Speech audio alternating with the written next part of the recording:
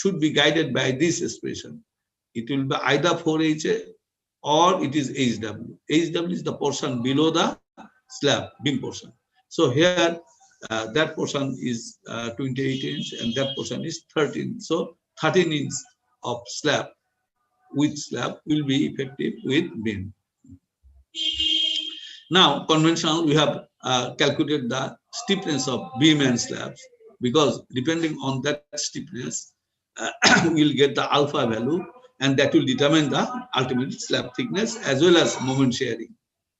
So, S beam, for S beam, all beam are having B and H. So, BH cubed by 12. For S beam, we have utilized 1.5, that factor. And for interior beam, the same beam is there, but we have taken 2 as the factor.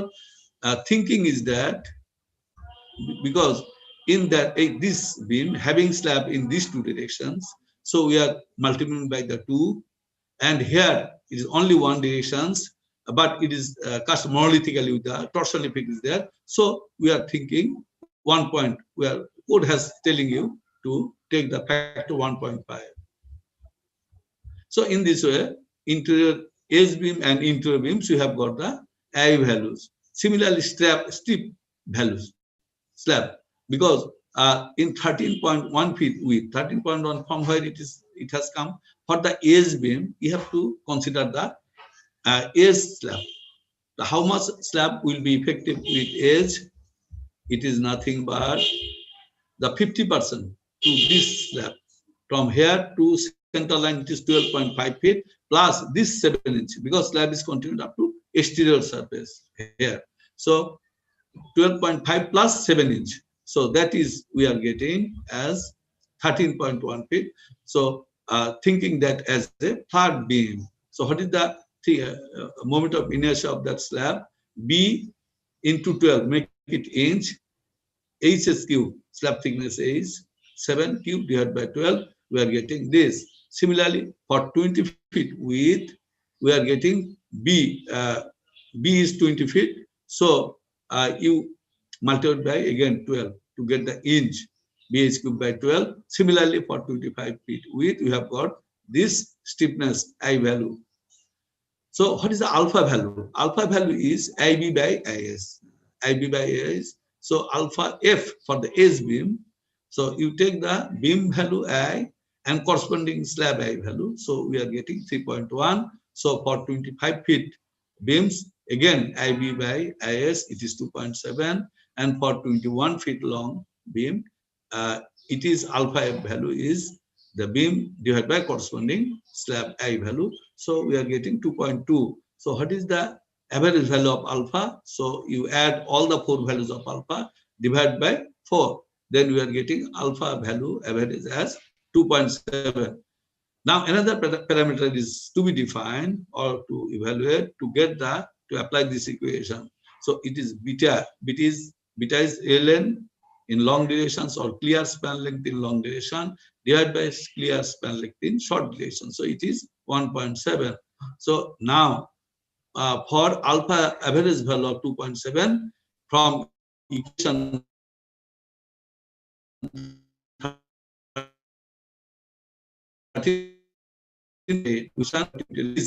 formula has come from your that formula has come from your deflection considerations. This is the empirical formula. So apply this, but that thickness or slab thickness cannot be less than 3.5. So after evaluations, we are getting 6.63 inch. So it is obviously fulfilling these conditions. So this is the actually minimum requirement from deflection consideration. So adopt H equal to 7 inch for further calculations. Now you calculate your dead load, because live load is given as 144, and it is said that in addition to your dead load of the slab, you have to consider whether it is stated or not stated. It is a material, because structure must have the dead load, because dead load is its self weight. You must have to consider during calculation of load. So 7 inch corresponding dead load is 88 psf. So you calculate, you find out the factored load 1.2. This is the basic load combinations, and it comes to 336 PSA. Now, to apply the direct design methods, what is the principle? We have to evaluate the total panel moment in either directions, or short direction, long directions. You calculate the total moment. Then that moment will be distributed between negative and positive, and then sidewise, stepwise moment to be distributed according to the coefficient that you will get from the charts. Now, total moment in short direction means you have to use that L2 value. So 20 minus of 14 inch, that will give you 18.8. So square, so 1 by 8 WL square into sidewise width is 25 feet. So 371 cubic feet is the total static design moment in your short span. So what is the negative moment? Because in short span, the continuation of slab in both the directions.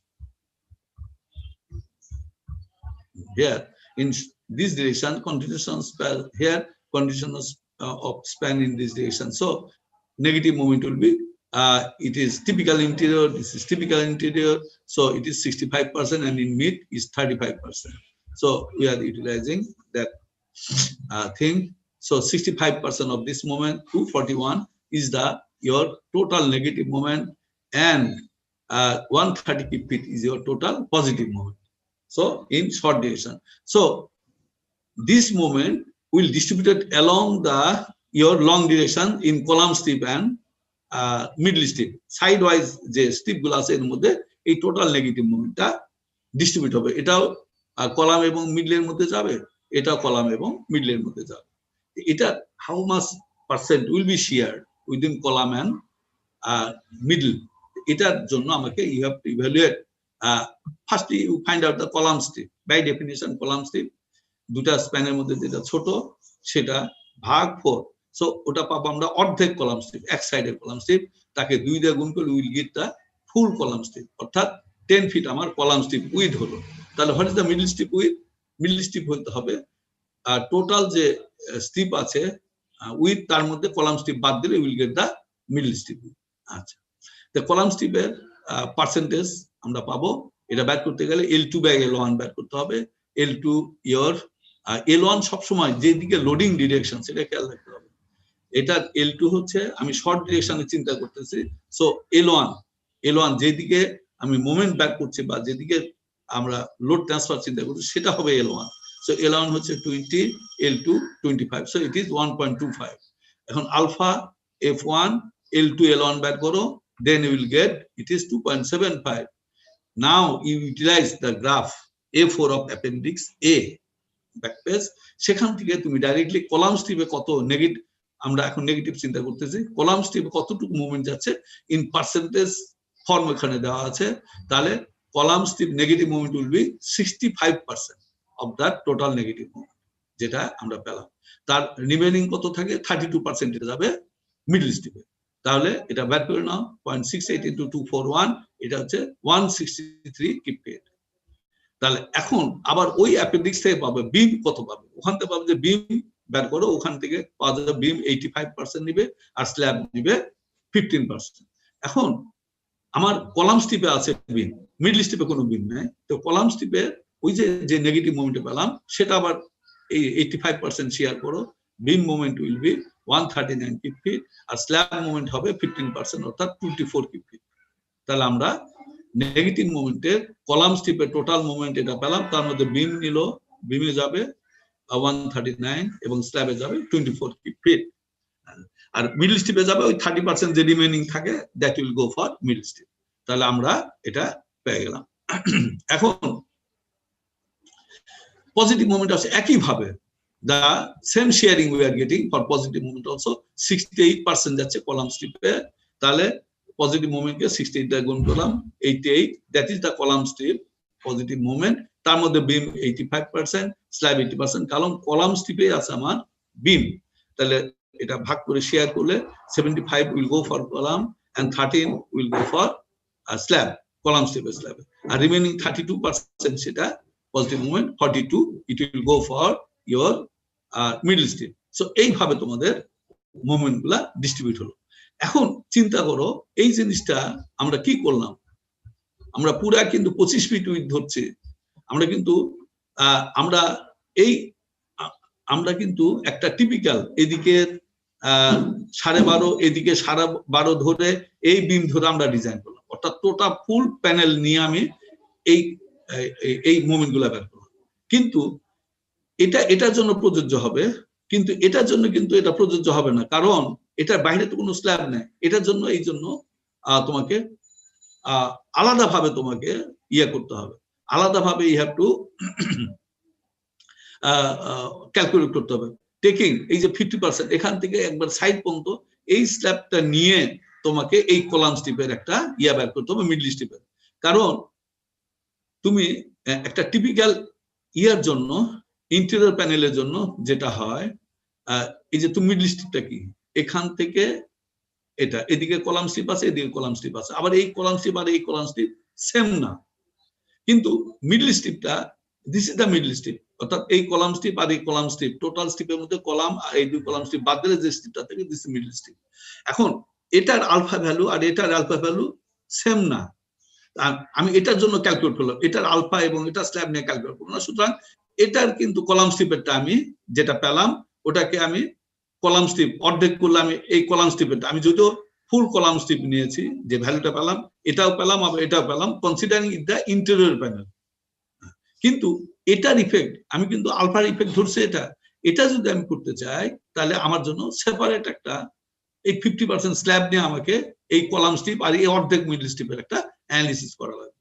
আচ্ছা, এটাই আমরা এখানে করা হয়েছে। এই দেখো, a similar analysis will be performed for the slab beam strip at the edge এর জন্য আমরা একটা সিমিলার পারফর্ম আমরা করব। তাহলে টোটাল স্ট্যাটিক মোমেন্ট হচ্ছে আমার, আমি ওই একই কায়দা আমরা করলাম 18 WL²/8 একইভাবে ওখানে উইথ নিয়েছিলাম আমরা টোটাল 25 ফিটে উইথ নিয়েছিলাম, আর এখানে আমরা শুধু অর্ধেকে নিলাম 13.5, অর্থাৎ 194 কিপ ফিট পেলাম। আবার নেগেটিভ মোমেন্ট হচ্ছে 65% একই কায়দায়, এবং পজিটিভ মোমেন্ট হচ্ছে 68। এখানে তুমি এই যে আলফা গুলো একটু চেঞ্জ হলো, আলফা F1 3.1, একইভাবে এটা করলে 3.9 আসে, কিন্তু দেখা গেল অ্যাপেন্ডিক্স A4 এ যদি আমি যাই তাহলে দেখছি এখানে আবার ওই 68%ই যাচ্ছে কলাম স্টিপে। আচ্ছা, তাহলে একইভাবে কলাম স্টিপের নেগেটিভ মোমেন্ট যেটা পেলাম 68% যাচ্ছে কলাম স্টিপে, তাহলে এটা হচ্ছে 86 কিপ ফিট। এর মধ্যে আবার আর বিমে যাচ্ছে 85%, স্ল্যাবে যাচ্ছে 15%। একইভাবে একই কায়দায় 85% 15% নিয়ে আমি বের করলাম, এবং মিডল স্টিপে 32% গেল। এইভাবে আমরা নেগেটিভ মুভমেন্ট গুলা, কলাম স্টিপের নেগেটিভ মুভমেন্ট আমি বের করলাম। কলাম স্টিপের মধ্যে সবসময় খেয়াল রাখতে হবে, যেহেতু আমার বিম আছে, কলাম স্টিপে যেটাই যাবে ওটা আবার বিমের এবং স্ল্যাবের মধ্যে ভাগ হবে, কিন্তু মিডল স্টিপের জন্য কোনো যেহেতু বিম নেই পুরাটাই স্ল্যাবে চলে যাবে। পজিটিভ মোমেন্টের ক্ষেত্রে একই শেয়ারিং আমরা পেলাম ওই অ্যাপেন্ডিক্স থেকে 68%, তার 48, তাহলে বিমে যাচ্ছে, কলাম স্টিপ যেহেতু পজিটিভ মোমেন্টে যাচ্ছে এখানে বিমে যাবে। আচ্ছা, এখানে দেখো নেগেটিভ মোমেন্টে মিডল স্টিপ 32%, এটাও বের করে নিলাম। এইবার পজিটিভ মোমেন্টে আসো, কলাম স্টিপের পজিটিভ মোমেন্ট 68%, 46 কিপ ফিট পেলাম, বিমে গেল 85%, 39, স্ল্যাবে গেল 15%, 7 কিপ ফিট, মিডল স্টিপে গেল 32%, 68 কিপ ফিট। তাহলে আমি কি করলাম, আমি একটা ফুল প্যানেল ধরে শর্ট ডিরেকশন অ্যানালিসিস করে ওখানে মিডল মুভমেন্ট গুলা পেলাম, আর এজের জন্য একটা সেপারেট অ্যানালিসিস করলাম। কারণ কেন করলাম এটা এই জন্য করলাম, যেহেতু ইন্টেরিয়র যে কলাম স্ট্রিপ আছে it is different from the exterior column strip, এটার জন্য কিন্তু আমি একটা পৃথক অ্যানালিসিস করছি। যদি এটা ইন্টেরিয়র প্যানেল হতো তাহলে আমার কিন্তু এই দুইবার অ্যানালিসিস করা লাগতো না। আচ্ছা, এটা যদি আমি সামারি করে যদি আমি এই মোমেন্ট যেটা ব্যাট করলাম এটা যদি আমি সামারি হিসাবে টেবিলে বসাই, তাহলে আমরা কি দেখছি, এখানে শর্ট ডিরেকশনে আমি সামারি করছি। তাহলে এটা হচ্ছে কলাম স্ট্রিপ, এটা মিডল স্ট্রিপ। কলাম স্ট্রিপের মধ্যে বিমও আছে, স্ল্যাবও আছে, আর মিডল স্ট্রিপে শুধু স্ল্যাব আছে। ইন্টেরিয়র বিম আমি 20 ফিট স্প্যানের দিকে আমি চিন্তা করি, দুটাই অবশ্য শর্ট ডিরেকশন মানে 20 ফিট স্প্যানিং। নেগেটিভ মুভমেন্ট পাচ্ছি আমরা স্ল্যাব বিম স্টিপ, যেটা আমি নেগেটিভ মুভমেন্ট পাচ্ছি 139, নেগেটিভ মুভমেন্ট বিমে চলে যাচ্ছে 139, কলাম স্টিপে যাচ্ছে 24, মিডল স্টিপে যাচ্ছে 78। আমরা যেটা আগে ওয়ার্ক করলাম এটা এখানে সারিবদ্ধভাবে লিখছি। এখানে পজিটিভ মুভমেন্ট গেল আমার ইন্টেরিয়রের জন্য 75, এটা 13, এটা 40। এক্সটেরিয়র যেটা আমরা পরে যেটা অ্যানালিসিস করলাম, এখানে নেগেটিভটা পেলাম, বিমে যাচ্ছে 73, এখানে যাচ্ছে 13, এখানে যাচ্ছে 40, আর পজিটিভে যাচ্ছে এটা 39, এটা 7, এটা হচ্ছে 22।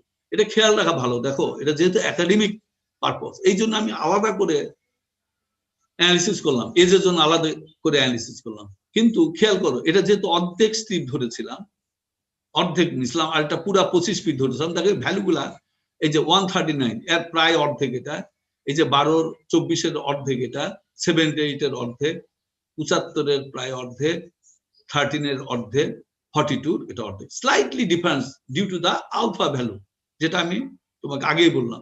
কিন্তু প্র্যাকটিক্যাল কাজে যে আসলে আবার এই দুটা অ্যানালিসিস করার দরকার নেই, একটা নিয়ে যেটা বড় সেটা ধরে করলেই তোমাদের প্র্যাকটিক্যালি হয়ে যাবে।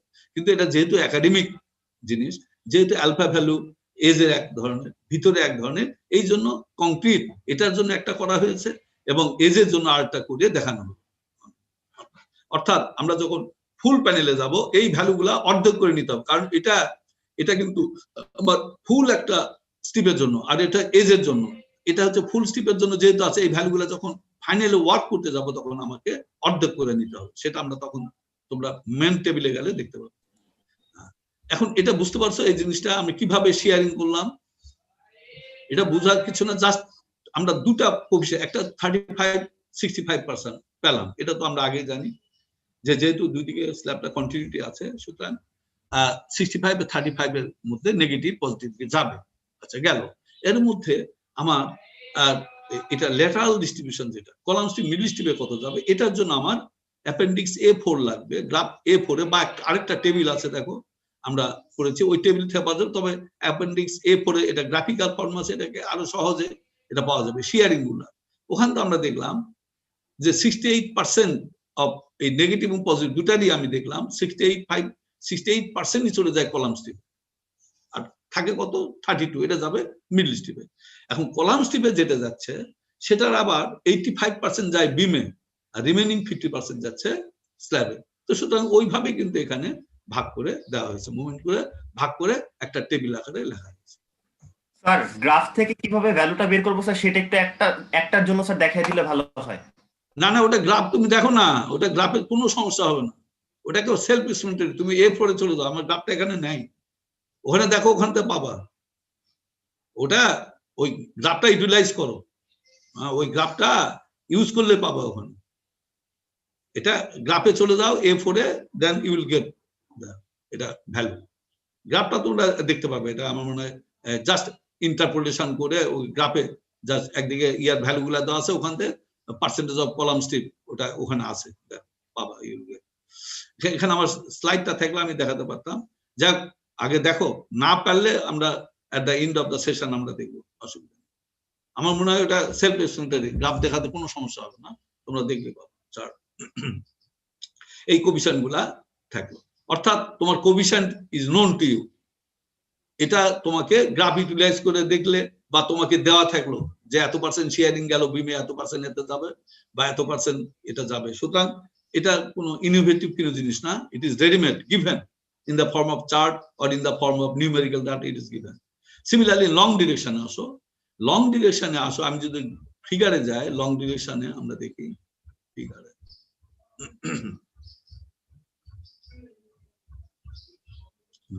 লং ডিরেকশনে কিন্তু খেয়াল করো, এটা যেমন দুই দিকে স্ল্যাবটা কন্টিনিউটি ছিল, এই যে এই দিক এবং এই দিকে, কিন্তু এখানে কিন্তু ডিফারেন্স, কারণ এটা ইন্টেরিয়র সাপোর্ট, এটা এক্সটেরিয়র সাপোর্ট। এখানে আর ওই 30% আর 35, এটা 65-65-35, এটা আর হবে না, কারণ এই মোমেন্ট আর এই মোমেন্ট সমান না। তো সুতরাং এর জন্য তোমাকে টেবিলের হেল্প নিতে হবে, সেজন্য আমরা টেবিলে থেকে ওই হেল্পটা নিব, সেটা আমরা এখন আলাপ করব।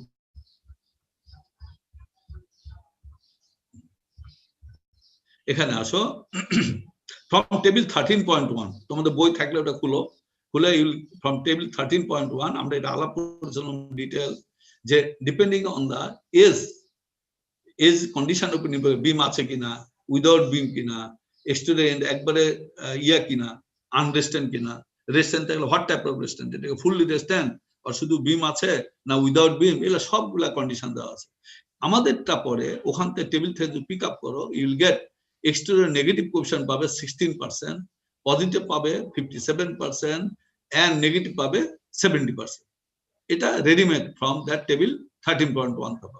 তাহলে টোটাল মোমেন্ট আমরা তিনটা, আগে যেমন দুটা মোমেন্ট বের করলাম, একটা নেগেটিভ একটা পজিটিভ, কারণ দুটা নেগেটিভ আমার সিমেট্রিক্যাল ছিল।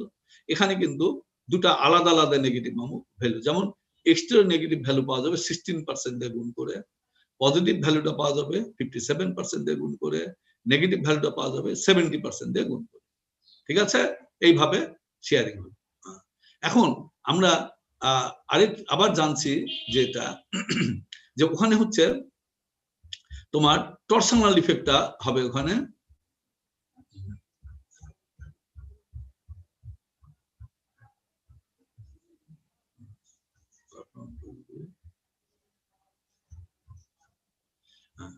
আমরা ফিগারে যাই,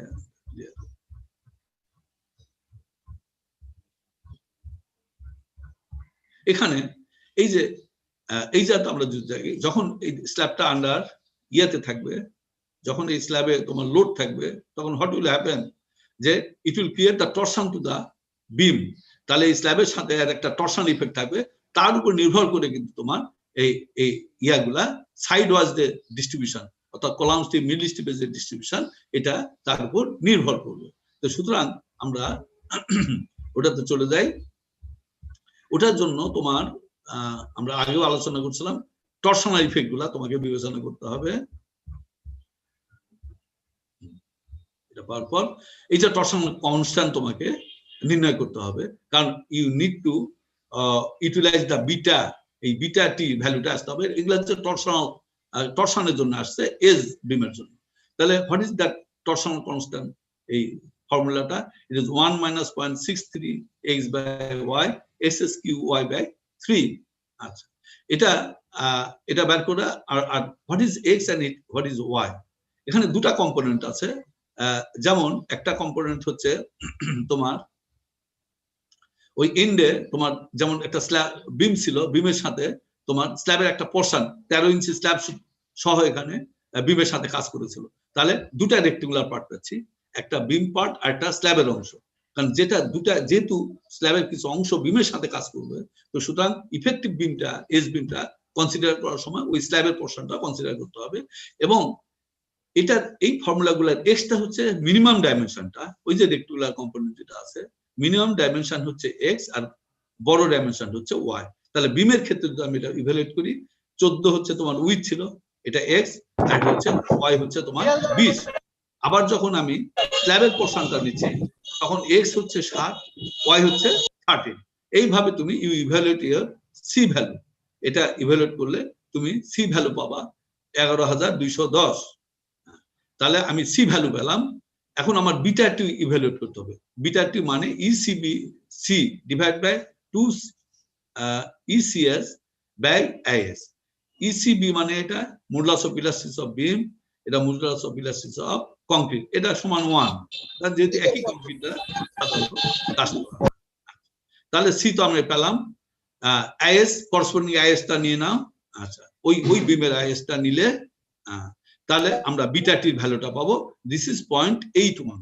এটা আবার এই বিটা টি নিয়ে তোমাকে A4 অ্যাপেন্ডিক্সে যেতে হবে।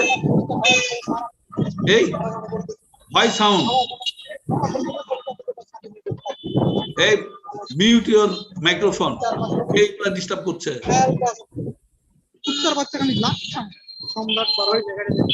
এই তোমরা মাইক্রোফোন মিউট করো।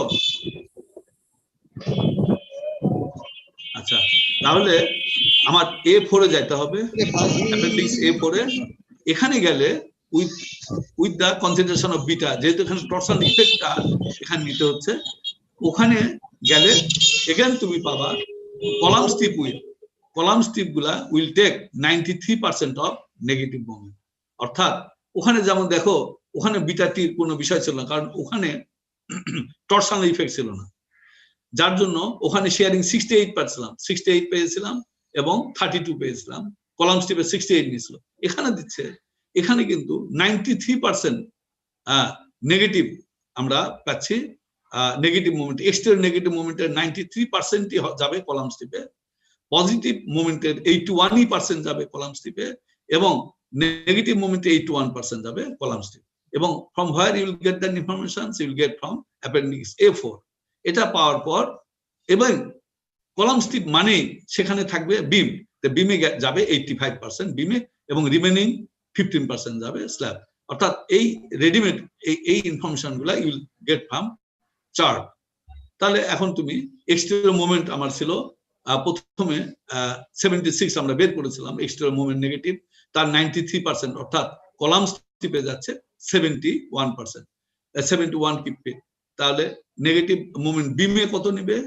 85, অর্থাৎ 60 যাবে বিমে, স্ল্যাবে কলাম স্টিপে স্ল্যাবে যাবে তোমার 11, আর মিডল স্টিপে যাবে এই যে 93 গেলে 7% যে থাকে এটা যাবে মিডল স্টিপে। তার মিডল স্টিপে 7% গুণ করলে এটা হচ্ছে 5। তাহলে আমরা এক্সটেরিয়র মোমেন্টের ক্ষেত্রে এখানে দুটা নেগেটিভ মোমেন্ট, একটা এক্সটেরিয়র নেগেটিভ মোমেন্ট, একটা interior negative moment. Exterior negative মোমেন্টের ক্ষেত্রে আমরা পেয়েছিলাম 93% যাবে কলাম স্টিপে, তার মধ্যে 60 এবং 81 এই মুভমেন্ট গুলা গেল বিম এবং স্ল্যাবে, আর মাত্র 5 ফিট মুভমেন্ট গেল মিডল স্টিপে। এটা এক্সটেরিয়র মোমেন্টের ক্ষেত্রে। নাও পজিটিভ মোমেন্টের ক্ষেত্রে আসো, এগেন আমরা কি পেয়েছিলাম যে কলাম স্টিপে নিবে 81%, ব্যাকগ্রাউন্ড ফলো 81%, 81% হচ্ছে তোমার 220 ফিট, বিমে গেল 85% অর্থাৎ 187, স্ল্যাবে গেল 33%। আর তাহলে তোমার এই যে 81 এর মধ্যে তাহলে মিডল স্টিপে কত যাবে? 19%, এই যে 90% গেল মিডল স্টিপে। ইন্টেরিয়র আসো, ইন্টেরিয়র আমরা একই পেলাম, পজিটিভ এবং নেগেটিভের মতো 81% যাচ্ছে কলাম স্টিপে নেগেটিভটা, তাহলে তোমার 270 ফিট যাচ্ছে ইন্টেরিয়র কলাম স্টিপে নেগেটিভ মোমেন্ট। যেহেতু কলাম স্টিপ আবার বিম থাকবে 85%, বিমে যাচ্ছে 229, তাহলে আর স্ল্যাবে যাচ্ছে অর্থাৎ কলাম স্টিপে স্ল্যাবে নেগেটিভ মোমেন্ট যাচ্ছে ইন্টেরিয়রে 40 ফিট, আর মিডল স্টিপে নেগেটিভ মোমেন্ট যাচ্ছে তোমার 63। তো এই যে শেয়ারিং গুলো আবার তুমি টেবিলে নিয়ে আসো সুন্দর করে, summary in long direction table, তাহলে আমরা পাবো এখানে যেহেতু 3টা লাইন আসছে, কারণ হচ্ছে তোমার নেগেটিভ মোমেন্ট হয়ে গেছে দুটা। আগে তো নেগেটিভ মোমেন্ট ওই ক্ষেত্রে শুধু একটা ছিল, অর্থাৎ দুই দিক সিমেট্রিক্যাল ছিল। এখানে নেগেটিভ মোমেন্ট যেহেতু এক্সটেরিয়র এবং ইন্টেরিয়র, এই জন্য 3টা লাইন আসছে, 3টা রো আসছে। একটা হচ্ছে এক্সটেরিয়র নেগেটিভের জন্য বিমে 60, কলাম স্টিপ আসছে 11, মিডল স্টিপে গেল 5। ওই যে আগের ভ্যালুগুলো এখানে সারিবদ্ধভাবে লেখা হলো। পজিটিভ মোমেন্টের জন্য এটা পেলাম, বিমে গেল 187 and 33 গেল কলাম স্টিপে, আর মিডল স্টিপে গেল 51। ইন্টেরিয়র নেগেটিভ মোমেন্টের ক্ষেত্রে 229 গেল বিমে, 40 গেল কলাম স্টিপে, and 63 গেল ফিট ইন মিডল স্টিপ। তাহলে এইভাবে মোমেন্ট গুলা আমাদের শেয়ারিং হচ্ছে।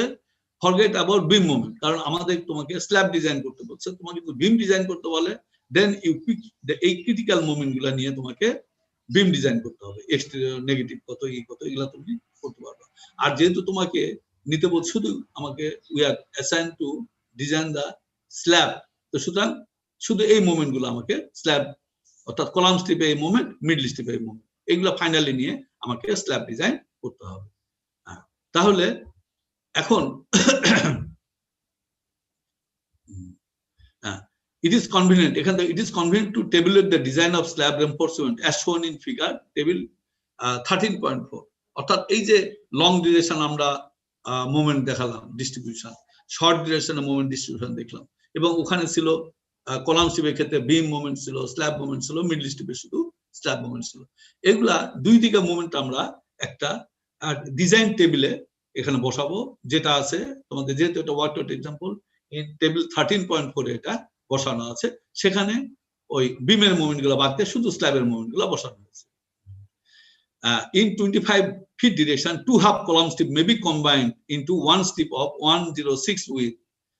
আমরা টেবিলে যাব, 106 উইথ আসছে, কিভাবে আমরা টেবিলে গেলে ভালো হবে। যাক, আমরা এটা টেবিলে চলে যাব এখন। অর্থাৎ ultimately this is your design table, ওই ভ্যালুগুলো আমরা এই টেবিলে নিয়ে এসে আমরা অ্যাকচুয়ালি হোয়াট টু ডু, আমাকে স্ল্যাব থিকনেস চেক করতে হবে, আমাকে কোন স্টিপে কত রেনফোর্সমেন্ট লাগবে এটা বের করতে হবে, এবং এটা that can be furnished by a design table like this. এইভাবে এখন বলো এই যে মোমেন্ট গুলা ডিস্ট্রিবিউট হলো, এটার কোনো সমস্যা ফেস করছো কিনা? একজন বলেছে যে গ্রাফ ইউটিলাইজ করা, তো ওটা গ্রাফ তো যে কেউ ইউটিলাইজ করতে পারে। তুমি সূক্ষ্মভাবে ওটা দেখলে গ্রাফে যে তোমার প্যারামিটার যেগুলো এখানে তো বলা আছে কোন parameter, beta t select your beta t and then you go to relevant, একটাই গ্রাফ আছে A4, ওখানে গেলে তুমি আলটিমেটলি কলাম স্টিপের পার্সেন্টেজটা ওখান থেকে পেয়ে যাবে। ওটা ভালো করে মাইনিউটলি দেখো, যদি কোনো সমস্যা আমরা লাস্টে ওই চারটায় আলাপ করবো, কোনো প্রবলেম নাই এক সময়। এখন এই মুহূর্তে আমার এখানে নাই। আর তাছাড়া কোনো সমস্যা আছে কিনা, এটা তো জাস্ট ওখান থেকে তুমি জাস্ট পার্সেন্টেজটা পাবা কত একটা পার্সেন্ট। জিনিস বুঝতে সমস্যা হচ্ছিল স্যার। হ্যাঁ বলো স্যার, মানে আমরা স্যার এই কি বলে শর্ট ডিরেকশন বরাবর স্যার 0.65 মোমেন্ট এবং 0.35 মোমেন্ট ধরলাম, তো স্যার লং ডিরেকশন বরাবর কি স্যার সব অঙ্কের ক্ষেত্রে এভাবে স্যার মানে দুইটা নেগেটিভ মোমেন্ট একটা পজিটিভ মোমেন্ট আসবে, জিনিসটা কি এরকম?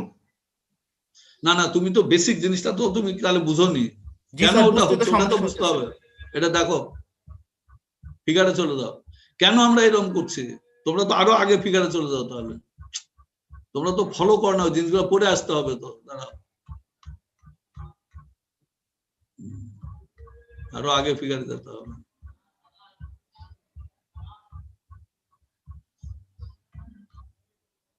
ডিজাইন এখানে আসো,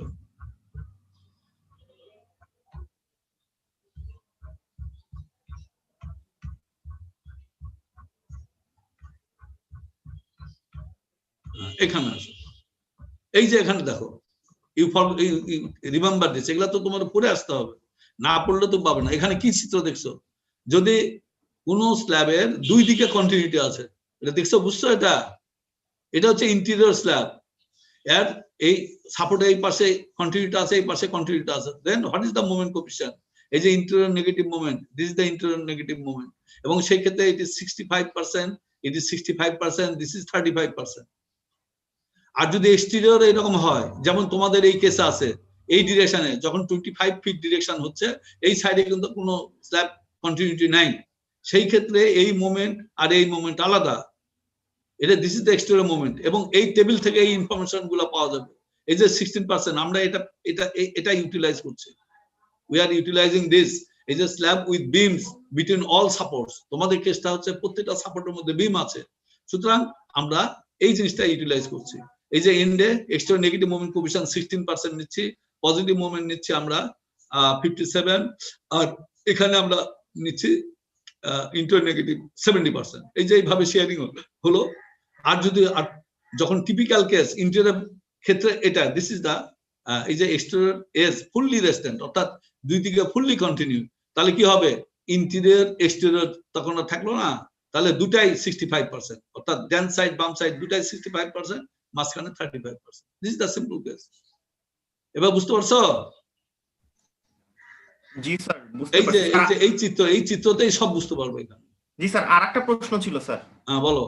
স্যার, আমরা যখন স্যার শর্ট ডিরেকশনে স্যার মোমেন্ট ক্যালকুলেশন করতেছিলাম, তো স্যার ইন্টেরিয়রের জন্য তো স্যার 8.8 স্কয়ার, তার সাথে স্যার 25 গুণ দিছি। ওটা টিপিক্যাল, ওটা পরে চার্টে আসো তাহলে বুঝতে পারবো। ওটা নিলাম যে ইন্টেরিয়র অর্ধেক নেওয়ার জন্য, ইন্টেরিয়র কলামের অর্ধেকটা নেওয়ার জন্য, কারণ আমরা যদি এটা ইয়া করি,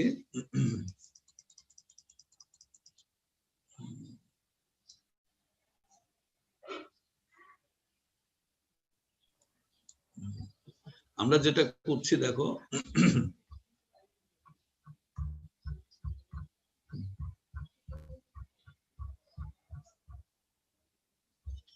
এখানে চলে আসো, কেন দুটা করলাম এখানে, this the question summary. In short ডিরেকশনে আমরা ইন্টেরিয়র জন্য যখন করেছি ওটা 25টা নিলাম, মানে এটা টিপিক্যাল ইন্টেরিয়র জন্য, ওখানে যে মিডল স্ট্রিপটা পাবো এবং ইন্টেরিয়র কলাম স্ট্রিপ, এই ভ্যালুগুলা, এই কলাম স্ট্রিপ কিন্তু ফুল কলাম স্ট্রিপ আসছে, কিন্তু যখন আমি ডিজাইন টেবিলে নিয়ে যাব তখন এগুলার অর্ধেক করে ধরবো।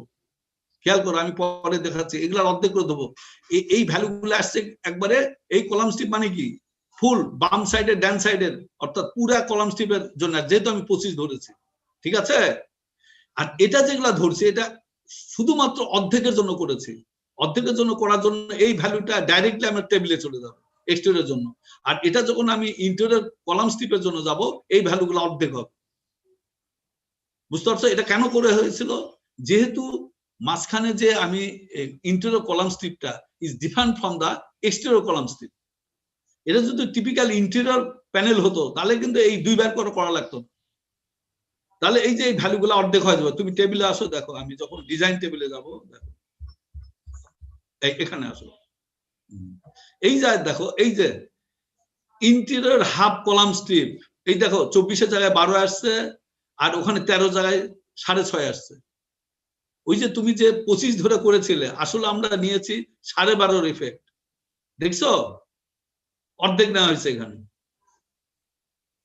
খেয়াল করছো? বা তখন তোমরা অর্ধেক ধরে ওটা করে ফেলতে পারতো, অসুবিধা না। কিন্তু অর্ধেক করে করলে তো আমরা মিডল স্ট্রিপের ভ্যালুটা পাইতাম না, কারণ মিডল স্ট্রিপ তো পুরা স্ট্রিপ। তাহলে আমি মিডল স্ট্রিপের অর্ধেক আসতো আর কি। বুঝতে পারছো? এই জিনিসটা হয়েছে, এই যে ওই ভ্যালুগুলো অর্ধেক ধরা হয়েছে এখানে। এখন তুমি এই জায়গায় আসো, আমরা এই টেবিলটা আলোচনা করি, তাহলে চলে আসে এই জায়গায় আসো। এটা হচ্ছে ডিজাইন টেবিল, এটা তোমাদের বইয়ে আছে, দেখো এখানে 25 ফিট ডিরেকশনে আমরা আলোচনা করছি। 25 ফিট ডিরেকশনে হচ্ছে কি 25 feet 2 half column strip. 2 half column strip এই জন্য বলা হচ্ছে and middle strip 2 half column strip, যে এই যে আমরা L/4 বলি, এটা কিন্তু হাফ কলাম স্ট্রিপ। কারণ আমরা এখানে ক্ষেত্রে কলাম স্ট্রিপের উইথ কত হবে? মিনিমাম ডাইমেনশন হচ্ছে 25, আরেক দিকে ডাইমেনশন হচ্ছে সরি মিনিমাম হচ্ছে 20, আরেকটা ডাইমেনশন হচ্ছে 25। তাহলে আমার হাফ কলাম স্ট্রিপের উইথ হবে L/4, এটা অর্ধেক কলাম স্ট্রিপ। মানে কলাম স্ট্রিপটা দুই সাইডে যেহেতু থাকে, তাহলে 2 হাফ কলাম স্ট্রিপ বলা হচ্ছে, অর্থাৎ দুটা হাফ কলাম স্ট্রিপ একসাথে করা হয়েছে, মানে ডান সাইডের এবং বাম সাইডের। হ্যাঁ, এটা এই জন্য column 2 half column strip with করা হচ্ছে। এবং 2 হাফ কলাম স্ট্রিপের উইথ কত হবে? L/4, অর্থাৎ 20/4 ইন্টু 2।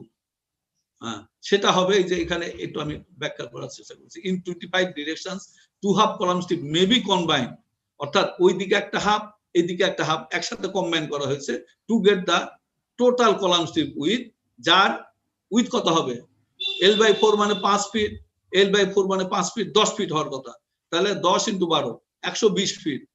কিন্তু আমার তো বিমের উপর যে স্ল্যাবটা আছে ওটা তো বিমের সাথে কনসিডার হয়, এটা খেয়াল করবা। বিমের উপর যে স্ল্যাবটা থাকে বিম, ওটা বিমের সাথে কনসিডার হয়। তাহলে নেট আমার কলাম স্ট্রিপ উইথ কত হবে? ওইদিকে 7 ইঞ্চি, এদিকে 7 ইঞ্চি, 14 ইঞ্চি বাদ দিয়ে 106 will be the total column strip width. এটা বুঝছো কিনা বলো? এটা বুঝতে পারছো?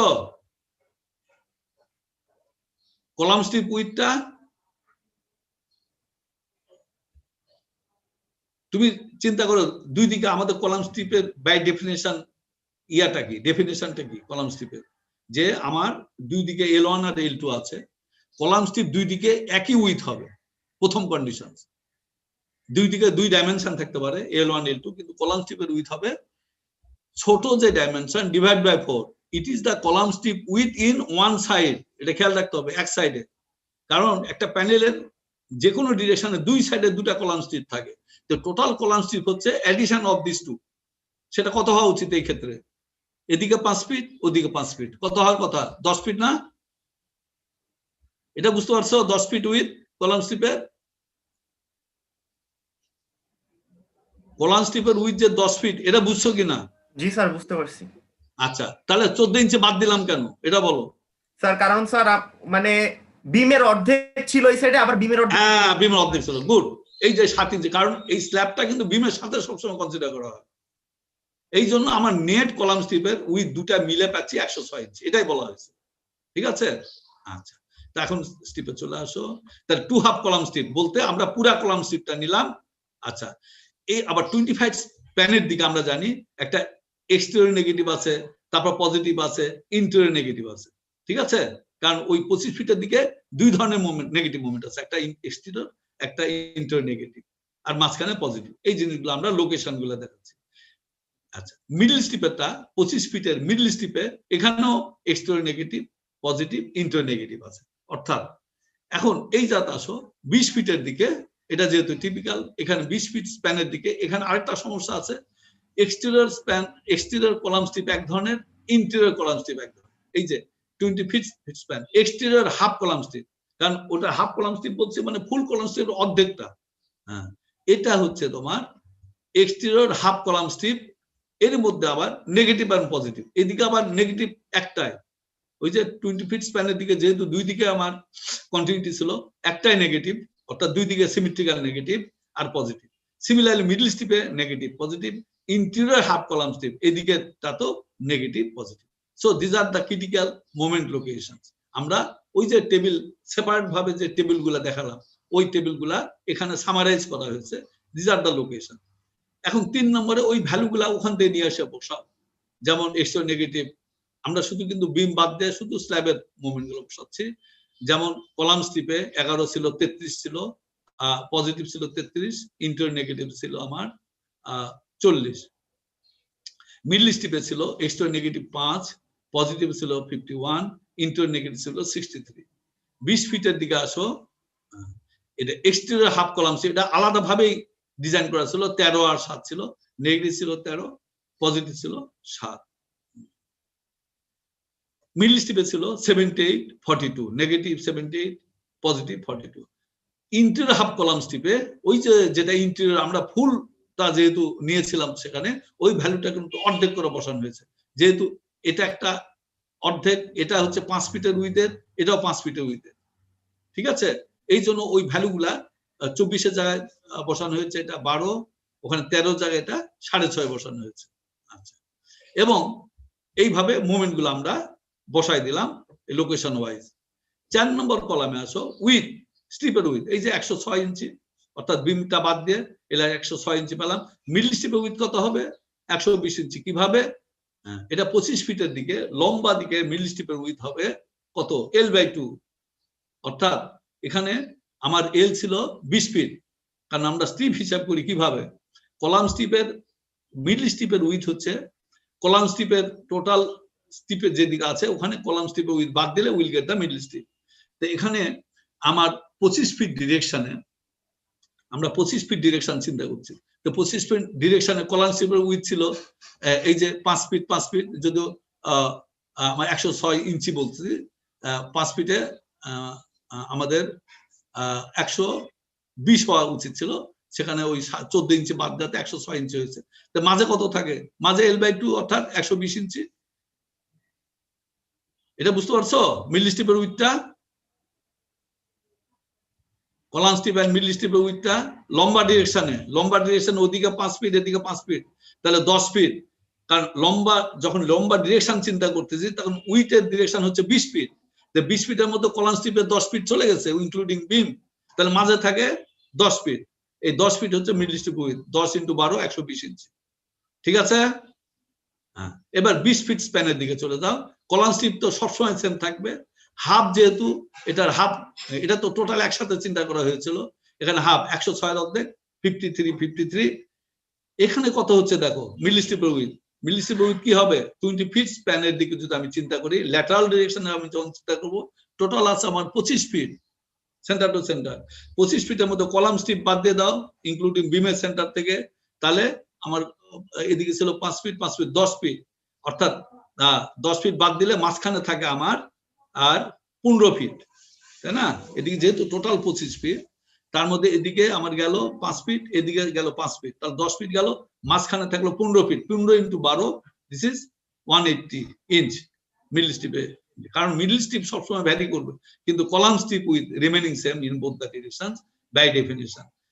এটি যেহেতু এটা 106, একবারে দুটা কলাম স্ট্রিপ একসাথে দেখানো হয়েছিল, এখানে যেহেতু দুটো একরকম না, এই জন্য আলাদা আলাদা অর্ধেক করে দেখানো হয়েছে। 106 অর্ধেক 53, এদিকে 53, আর এটা তো দুটা মাঝখানে যে স্ট্রিপটা থাকলো এটা হচ্ছে 180। এই উইথটা বুঝতে পারছো কিনা? কোনো সমস্যা আছে কিনা বল? Width of the strips, column strip in long and short direction, বুঝতে পারছো? উইথ গুলা বুঝতে পারছো কলাম স্ট্রিপের এবং মিডল স্ট্রিপের?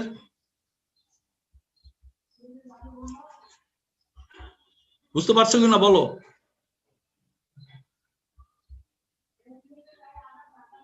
কি ব্যাপার, এটা বুঝতে পারছো এই উইথ গুলা?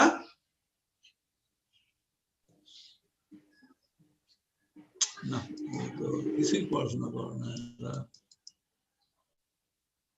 এই যায় আসো, এখানে আসো, এটা ক্লিয়ার হোক। এটা আমি কলাম স্ট্রিপ আর মিডল স্ট্রিপ উইথ ব্যাক করছি তো, ঠিক আছে? আসো, এই যে স্লাইডটা আছে তোমাদের সামনে। জি স্যার। আচ্ছা, এইবার দেখো মাইন্ডলি দেখো, আমি এই ডিরেকশনে আমি প্রথমে শর্ট ডিরেকশনে কলাম স্ট্রিপ ব্যাক করতে চাই। প্রথম কথা হচ্ছে দুই দিকে কলাম স্ট্রিপের উইথ সেম হবে, এবং তার ভ্যালু কিভাবে ডিটারমিন হবে? মিনিমাম যে ডাইমেনশন আছে, কি কি ডাইমেনশন আছে? 20 ফিট আর 25 ফিট। মিনিমাম ডাইমেনশনের L/4 is the 1/2 column strip. এটা বুঝতে পারছো? ইন বোথ দা ডিরেকশন, এটা বুঝতে পারছো? কলাম স্ট্রিপের উইথ, এই যে আমি এই short direction column strip with বের করতে চাই, এখান থেকে এদিকে L/4, এখান থেকে এদিকে L/4, this is the column strip width. ঠিক আছে? ঠিক আছে স্যার। তা কলাম স্ট্রিপ উইথ কত হবে? L/4 মানে 20/4, অর্থাৎ এখান থেকে এইটুকু হচ্ছে 5 ফিট, এখান থেকে এইটুকু 5 ফিট, তাহলে 10 ফিট গেল। মাঝখানে কত থাকে? 10 ফিট। 10 × 12, 120 ইঞ্চি কলাম স্ট্রিপ উইথ হবে ইন শর্ট ডিরেকশনে। ঠিক আছে? এবার লং ডিরেকশনে আসো। লং ডিরেকশনে এখান থেকে এই জাতে কলাম স্ট্রিপ, আবার এখান থেকে এই জাতে কলাম স্ট্রিপ, এটাও তোমার এই বিমের সেন্টার থেকে ধরলে 5 ফিট, এদিক থেকে ধরলে 5 ফিট। ঠিক আছে? তাহলে কত হলো? 10 ফিট গেল। মাঝখানে কত থেকে 10 ফিট, 10 × 12, 120 ফিট 20 ইঞ্চি হচ্ছে এইদিকে কলাম স্ট্রিপ, আর এদিকে মিডল স্ট্রিপ হচ্ছে এদিকে, আর এদিকে মিডল স্ট্রিপ হবে এদিকে 5 ফিট, আর এদিকে 5 ফিট বাদ দিলে থাকে 10 ফিট। এই 25-এর মধ্যে 10 বাদ দিলে মাঝখানে কত থাকে? 15। 15 × 12, 180 ইঞ্চি। এবার ক্লিয়ার হয়েছে মিডল স্ট্রিপ এবং কলাম স্ট্রিপ? জি স্যার। আচ্ছা, সুতরাং এটা নিজেরা না দেখলে এগুলা তো প্রবলেম তো ওইভাবে ইয়া করা যাচ্ছে না। তাহলে তোমরা ওই চার্টে আমরা ফিরে যাই।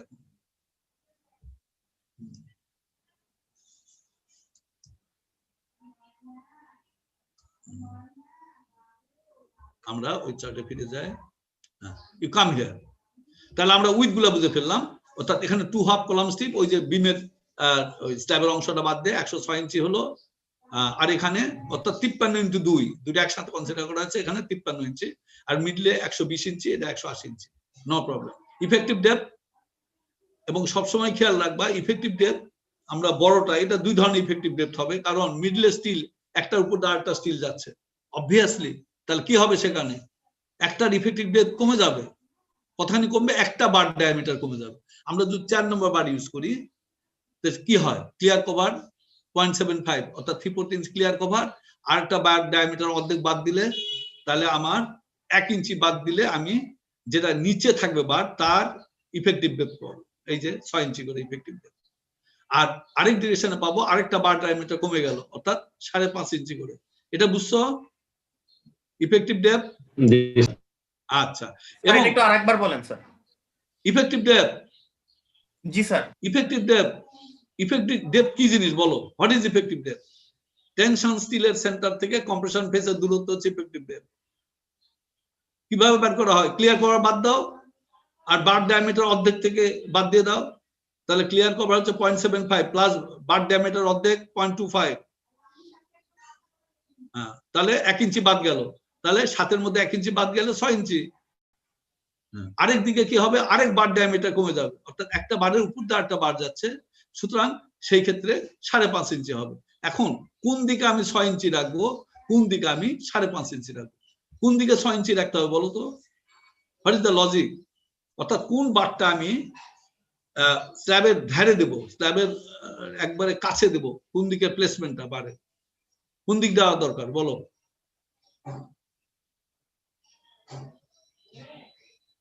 ইফেক্টিভ ডেপথ আমি কোন দিকের বারটা আমি নিচে দিব, যাতে করে বড় ইফেক্টিভ ডেপথ পাওয়া যাবে বলো? নেগেটিভ মুভমেন্ট যে জায়গায়। না না না না, তুমি থিঙ্ক করো যে আমি পজিটিভ বারের কথা চিন্তা করছি। মাঝখানে বার কি হবে? একটার উপর আরেকটা বার যাচ্ছে না। একটা যদি এক্স ডিরেকশনে বার থাকে, পারপেন্ডিকুলার ডিরেকশন যখন বার বসাবো আরেকটা বারের উপর দিয়ে যাবে না, দুটার তো একটাই একই রকম ইফেক্টিভ ডেপথ শর্ট হবে না। ডিরেকশন বরাবর আগে বসাইতে হবে আগে মানে নিচে বসাতে হবে কেন? What is the logic? তার কারণ এইদিকে লোড বেশি যাবে। হ্যাঁ, লোড বেশি, কিন্তু এটা খেয়াল করো যে যেদিক short direction you should put the bar, অর্থাৎ ওইদিকে মোমেন্ট বেশি হবে। লোড যাওয়া মানে কি ওইদিকে মোমেন্ট বেশি হবে, সুতরাং ওইদিকে বার যদি আমি নিচে দিতে পারি, অর্থাৎ একবারে নিয়ারার টু দ্য সারফেস দিতে পারি, তাহলে it will have more moment resisting capacity. এই জন্য এই যে 20 ফিট স্প্যান, এটা যেদিকে শর্ট ডিরেকশন আমি বেশি ইফেক্টিভ ডেপথ দিচ্ছি, অর্থাৎ এই বারগুলো নিচে কনসিডার করছি, আর তার উপরে টপ বার হিসাবে তার উপর দিয়ে যে বারটা যাচ্ছে সেই বারটাকে আমি ওই দিকে লং ডিরেকশন দিচ্ছি। অর্থাৎ একটা বারের উপর দিয়ে যখন আটটা বার যাচ্ছে, নিচের বারটা আমরা শর্ট ডিরেকশনে রাখছি, so as to have the maximum effective depth, যেটা আমার লোড অর্থাৎ মুভমেন্ট ক্যারিং এ সাহায্য হবে। এখন এটা ক্লিয়ার হয়েছে ইফেক্টিভ ডেপথ? এটা তো তোমার 315 এ ভালোভাবে জানা ইফেক্টিভ ডেপথ। এই জিনিসগুলো এখনো তোমরা চিন্তা করতে পারছো না, তাহলে তো এটা তোমরা কি শিখলে এখন? এটা তো স্ল্যাব ডিজাইন তোমরা 1 ওয়ে 2 ওয়ে স্ল্যাব তো করে আসছো, এস সাপোর্টেড স্ল্যাব। আচ্ছা, এখানে আসো, এই পর্যন্ত আমার মনে হয় বি ডি এগুলা বুঝে ফেলছো। নাও কিপ ফিট পার ফিট, এগুলা হচ্ছে টোটাল মোমেন্ট আছে, তার উইথ দা ভাগ করলে will get the kip feet per feet. ঠিক আছে? হ্যাঁ, তাহলে এখানে এই যে ইনস্টেন্স আছে, এখানে ওই এমইউ কে 12 দিয়ে গুণ করে উইথ দা ভাগ করলে you will get the kip feet moment in feet. আচ্ছা, এইভাবে এই মোমেন্ট গুলা যেগুলো আছে এগুলাকে কিপ ফিট পার ফিট গুলা করে ফেল। আচ্ছা, করার পর পিতে আসো, 7 নম্বর, you calculate the steel ratio. Steel ratio কিভাবে বের করা যাবে? কারণ তোমার মোমেন্ট জানা আছে, পার ফিটে হোক বা টোটাল মোমেন্ট জানা আছে, তারপর উইথ জানা আছে, ইফেক্টিভ ডেপথ জানা আছে, then how to calculate the steel ratio? ওই যে আমার ফর্মুলা আছে MU equal to phi R BD square, formula আছে না? MU equal to phi P F Y BD square into 1 minus P 1 minus 0.59 P F Y divide by F prime C. আছে না formula, flexor formula? তো ওখানে তো সব জানা আছে, মোমেন্ট জানা আছে, উইথ জানা আছে, তোমার ডি জানা আছে, কি জানা নেই? শুধু পি জানা নেই। তো ওখান থেকে সলভ করে তুমি can get the P value. ঠিক আছে? কিন্তু এই এক্সাম্পলে তোমাদের এটা রেডিমেড ফর্মুলা ধরা করা আছে, এটা readymade formula, sorry design aid use করে করা আছে। ডিজাইন এডস মানে তুমি যদি ইয়েতে যাও, A5 এ যাও, তোমার ডিজাইন এডস, ওখানে দেখো you will get the information যে ওখানে তোমার সরাসরি আর ভ্যালু এগেনস্টে, কারণ ফর্মুলা আমরা লিখতে পারি F M U equal to phi R BD square. তাহলে আমি যদি আর গুলো আলাদা করি, আর ইকুয়াল টু কি হবে? M U divide by phi BD square. তাহলে এই পোরশন, বাম পোরশনটা আমার জানা, এম ইউ জানা আছে, ফাই বিডি স্কয়ার জানা আছে 5.9, আর এম ইউ। আচ্ছা, এখন এখান থেকে আমি এম ইউ ভ্যালুটা পাবো, sorry R N R U বা আর এন ভ্যালুটা পাবো, বা যেটা বলছি আর ভ্যালুটা, যেটা ফ্লেক্সাল রেজিস্ট্যান্স ফ্যাক্টর। এই আর ভ্যালু যদি তুমি টেবিল এ তে, অ্যাপেন্ডিক্স এ টেবিলতে বসাও, ওখানে এফ প্রাইম সি আছে, এফ ওয়াই আছে, আর ভ্যালু বসানোর সাথে সাথে you will get the readymade P value. তোমাদের কাছে বই থাকলে ইউ ওপেন ইউর বুকস, তুমি অ্যাপেন্ডিক্স এ তে যাও, দেন ইউ উইল গেট, আমি বইটা ওপেন করছি, তোমাদের বইটা ওপেন করো, পেজ তোমার A5 এ যাও, ব্যাক পেজে, আমি বইটা নিয়ে আসছি।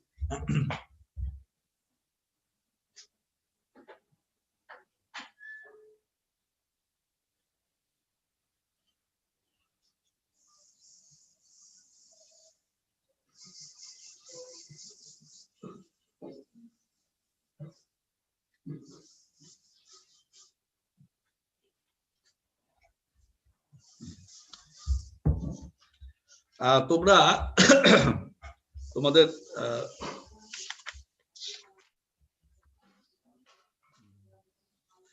পেজ 746, তোমাদের কাছে বই থাকলে দেখো, পেজ 746 ফ্লেক্সার রেজিস্ট্যান্স ফ্যাক্টর, এখানে 746 এবং 47 এ। আচ্ছা, বই আছে তোমাদের কাছে? জি। হ্যাঁ, বইটা খুলো, দেখো, যদি এটা ইয়া এডিশন হয়, 15th এডিশন হয়, পেজ 746 এ পাবে।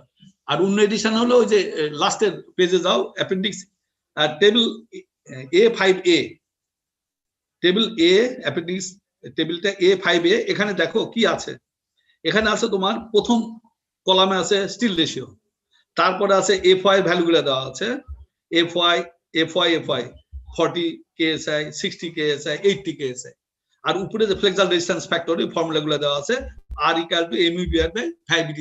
এখন তোমার mu জানা phi জানা BD² এগুলা সব জানা you evaluate your R value and put the R value তোমার FY আছে 60 এবং তোমার কংক্রিট স্ট্রেংথ আছে 4000 এই যে এখানে সিরিজ অফ কংক্রিট স্ট্রেংথ দেওয়া আছে তাহলে তুমি মাঝখানের কলামটা নাও এই যে যেমন ধরো F'(C) 4000 এখানে চলে আসো তোমার যে ভ্যালুটা হচ্ছে ইওর আর ভ্যালু যেটা হচ্ছে ওই আর ভ্যালুতে যাও ওই আর ভ্যালুতে মিলে জাস্ট বাম সাইডে গেলে you directly take the steel ratio এবার বুঝতে পারছো জি স্যার আচ্ছা জাস্ট এখান থেকে এটা তুমি এখান থেকে readymade at once you will get the your P ভ্যালুগুলো এখানে আবার একটা এ বি বা স্টার দেওয়া আছে এটা এই জন্য যে তুমি ওখান থেকে যে ভ্যালুটা পাচ্ছ it is very less value কিন্তু আমরা জানি স্ল্যাবের ক্ষেত্রে you can not put the steel below your minimum requirement from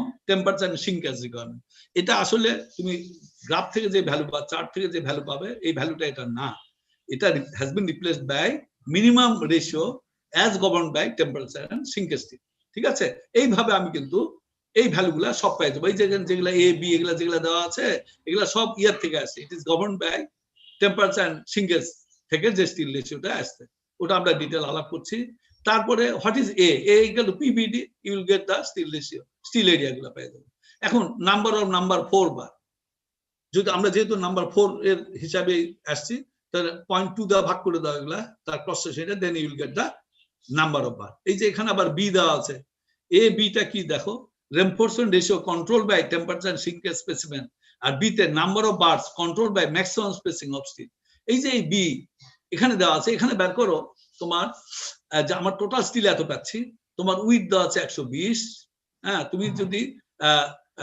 এই স্টিলটাকে তুমি 0.2 দা ভাগ করো সে তুমি 8 পাবা কিন্তু 8 দিলে 8 দিয়ে যদি তুমি আবার এই টোটাল উইথে ভাগ করো তাহলে স্পেসিংটা কিন্তু 2 গুণ অফ স্ল্যাব থিকনেসের বেশি কারণ তুমি আরেকটা কন্ডিশন আছে ম্যাক্সিমাম স্পেসিং কখনো হতে পারবে না স্ল্যাব থিকনেসের 2 গুণ তা আমার স্ল্যাব থিকনেসের 7 তো তুমি যদি এখানে যা অ্যাকচুয়ালি স্টিল আসে সে 8 বা 7 আসলো এটা যদি তুমি ওই যে টোটাল উইথে ভাগ করে দেখতে তো তোমার স্পেসিং 15-16 হয়ে যাচ্ছে কিন্তু ওটা অ্যালাউ করা যাবে অর্থাৎ সেই ক্ষেত্রে এখানে যাই স্টিল আসুক স্টিল সংখ্যাটা বাড়াতে হবে সো দ্যাট ওই যে S should be less than equal to 2 into slab thickness ওখান থেকে এই জিনিসগুলো নির্ধারণ করেছে এখানেও দেখবে যে তুমি যে স্টিল এরিয়া অরিজিনালি পাচ্ছ স্টিল নাম্বার এটা ম্যাক্সিমাম স্টিল রেশিও ওই স্পেসিং কভার করছে এই জন্য এটা বাড়ানো হয়েছে এইভাবে you have to get the design chart এখন দেখো এই চার্টটা কিভাবে তৈরি করা হয়েছে এটা বুঝতে পারছো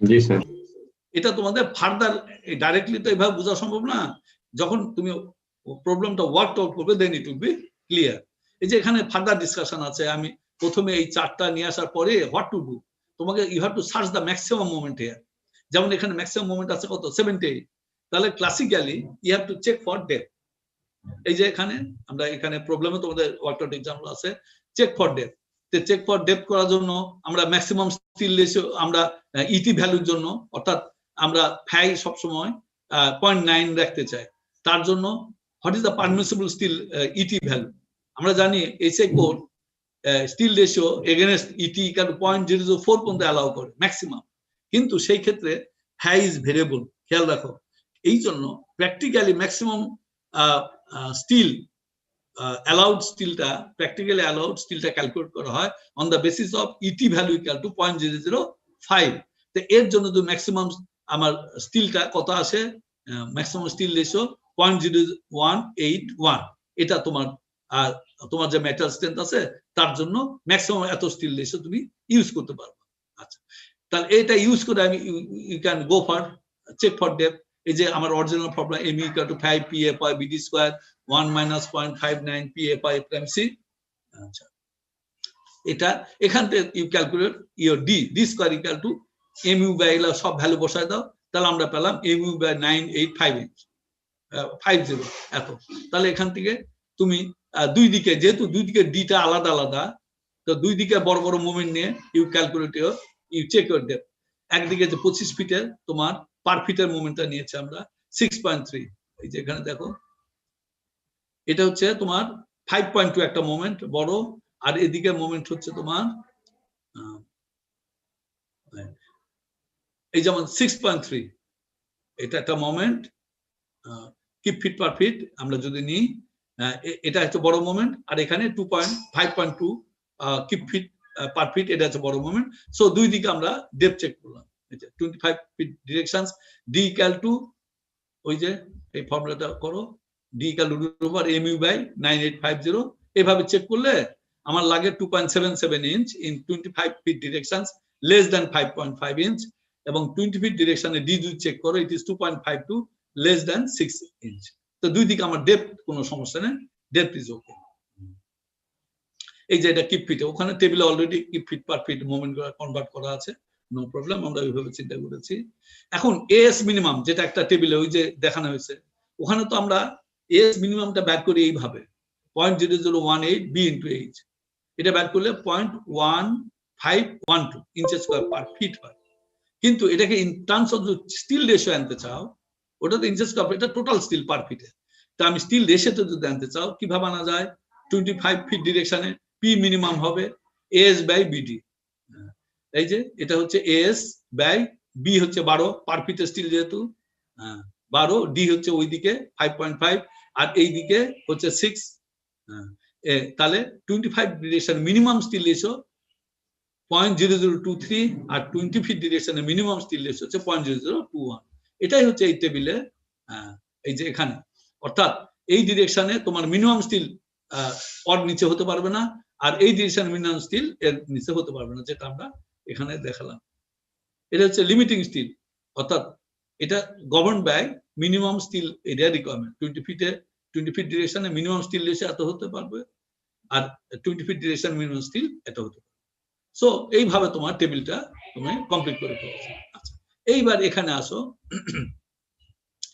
শিয়ার ক্যাপাসিটি। যদিও আমরা নর্মাল স্ল্যাবে, যেখানে বিম সাপোর্টেড স্ল্যাব বা ওয়াল সাপোর্টেড স্ল্যাবে we don't go for providing of shear enforcement, আমরা দিতে চাই না। কেন? যেখানে ম্যাক্সিমাম ক্ষেত্রে দেখবে যে ফ্লেক্সার দ্বারা ডেপথ গভর্নড হয়, এবং শিয়ার অটোমেটিক্যালি যে থিকনেস আমরা ফ্লেক্সার থেকে পাই, অটোমেটিক্যালি শিয়ার রিকোয়ারমেন্টটা ফুলফিল করে। এই যে এখানে দেখো, আমরা যদি শিয়ার, আমরা জানি যে যখন এস সাপোর্টেড স্ল্যাব হয় maximum movement develop in the, আমরা ইয়াতেও দেখেছি, ওই চার্টেও দেখেছি যে ম্যাক্সিমাম মুভমেন্ট হবে কোন দিক, শর্ট ডিরেকশন, এবং ওই দিকে কিন্তু আমরা স্যাপ ডিও বেশি দিয়েছি, তো ওই ডিরেকশন আমরা শিয়ার চেক করে নিই।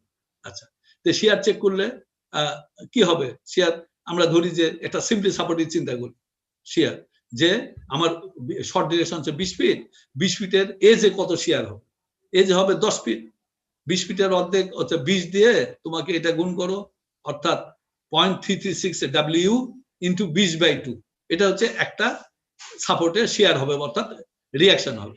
কিন্তু কোড বলে এই যে 20/2 মানে 10 দিয়ে এটা গুণ করলে it is the maximum shear develop at the centre of the panel, এই শেয়ারটা ডেভেলপ করছে। কিন্তু আমার তো বিম আছে, ওখানে বিমের ফেসে আমার শেয়ার ধরতে হবে, ম্যাক্সিমাম শেয়ার ক্যালকুলেট করতে হবে। তাহলে 10-এর মধ্যে বাদ দিলাম কত, এইতে 7 ইঞ্চি 14/2, আর এখানে 12 দিয়ে গুণ করছে, মানে কি এটা ফিট করে নিলাম, অর্থাৎ এই শেয়ারটা, অর্থাৎ 10 বিয়োগ 7/12 দিয়ে যদি আমি এটা গুণ করি, তাহলে আমরা ফেসের শেয়ারটা পাই।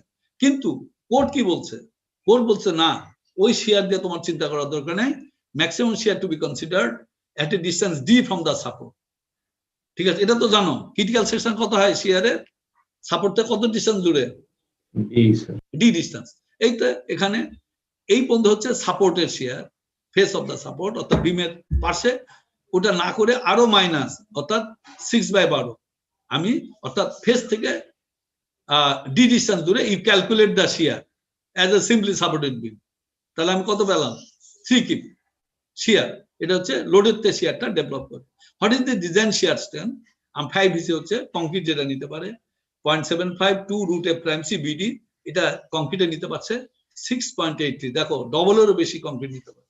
So in most of the cases যদি তোমার এস সাপোর্টেড স্ল্যাব হয় সেক্ষেত্রে শিয়ার থিকনেস গভর্ন করে না, অর্থাৎ শিয়ারের জন্য রেনফোর্সমেন্ট দিতে হয় না, অর্থাৎ ফ্লেক্সারের জন্য যে থিকনেস দেওয়া হয় ওই that concrete is enough, that thick and concrete is enough to carry the shear development. ঠিক আছে, এই যে এটা আমরা চেক করে ফেলি।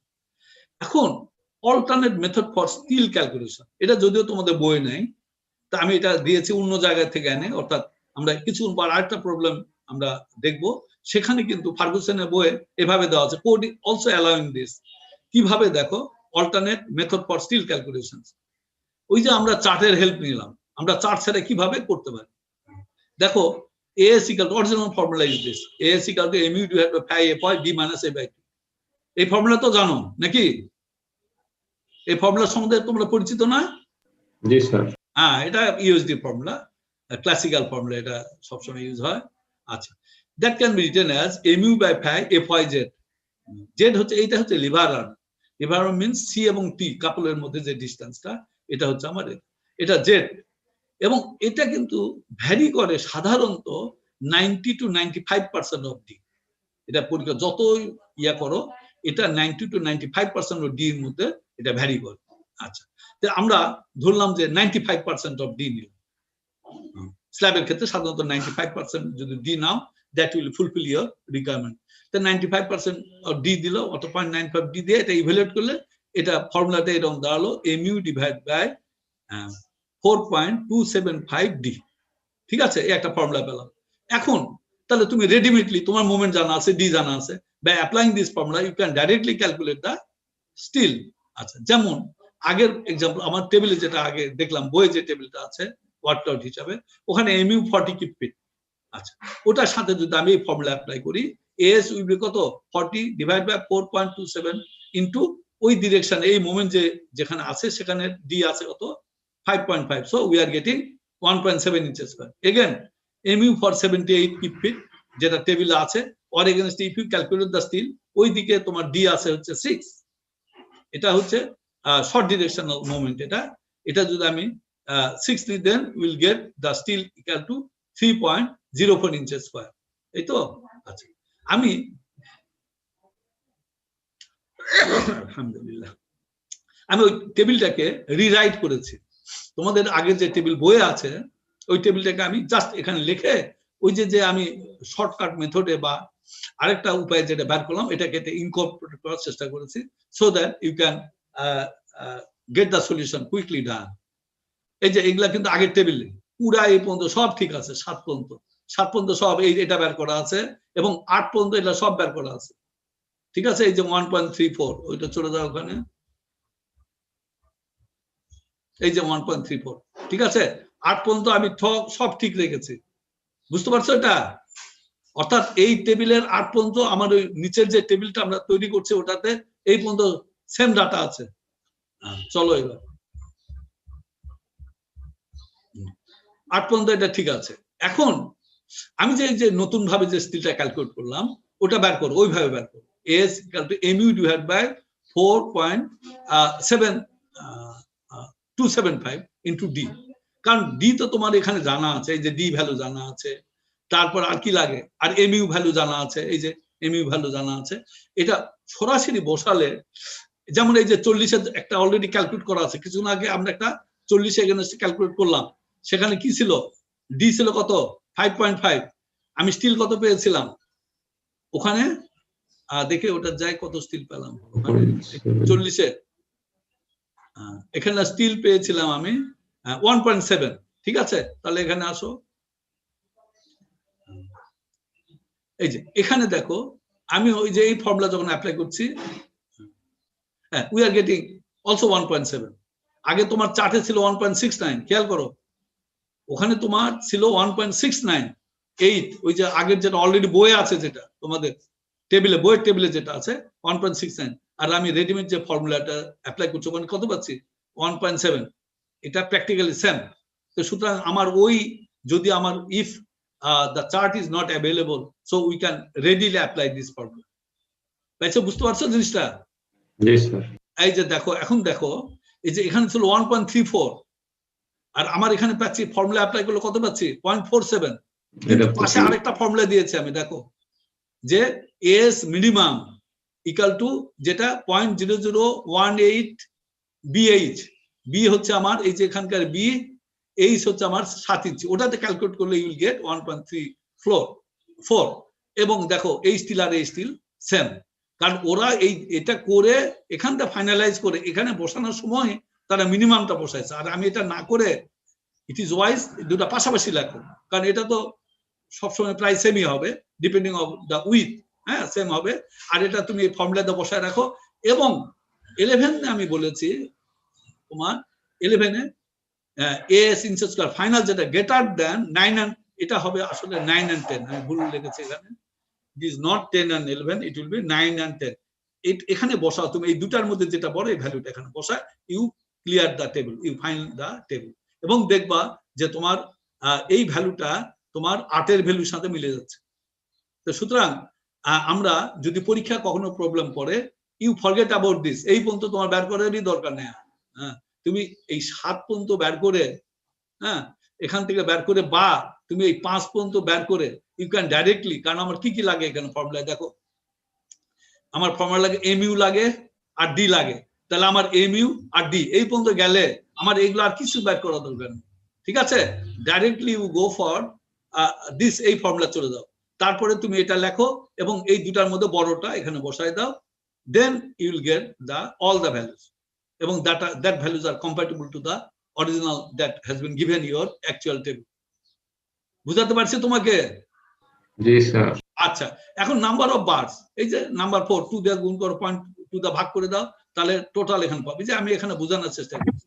অ্যাকচুয়ালি ভ্যালু আছে কত এটা 8 যদি এখানে 0.2 দা ভাগ করো কিন্তু আমার 8 যদি দিই আমার উইথ কত আছে 120 8 দা ভাগ করো তোমার স্পেসিং হয়ে যাবে 15 ইঞ্চি কিন্তু 15 ইঞ্চি আমি দিতে পারবো কি না স্যার 14 ইঞ্চি হাইয়েস্ট 14 ইঞ্চি তাহলে এটা বের করো এই জন্য আমাকে একটা নাম্বার আমি বাড়ায় দিয়ে 9 করলাম so that it will be within that range very simple এইভাবে বসায় দেব তো সুতরাং এই টেবিলটা তোমরা ইউজ করবে আমি দরকার হলে এই ওয়াটার প্রবলেমটা তোমাদের দিয়ে দেব ঠিক আছে কিন্তু আবার যেন এই কাজ করো না যে পুরো আটটা লেখে ওদেরটাও করলে আবার এদেরটাও করে আবার তাহলে তো কিছুই করতে হবে 3.5 ঘন্টা ধরে একটা প্রবলেম করতে হবে তাহলে পরীক্ষায় যদি পড়ে তাহলে তুমি এই পর্যন্ত যাবা এই যে ডি পর্যন্ত 5 দেন অমিট ইওর 6 7 8 এগুলা অমিট করে ফেলো করে এটা চলে যাও হ্যাঁ এটা দিয়ে এই পর্যন্ত তুমি করে ফেলো দেন দেখবা যে খুব তাড়াতাড়ি তুমি প্রবলেমটা করে ফেলতে পারো এটা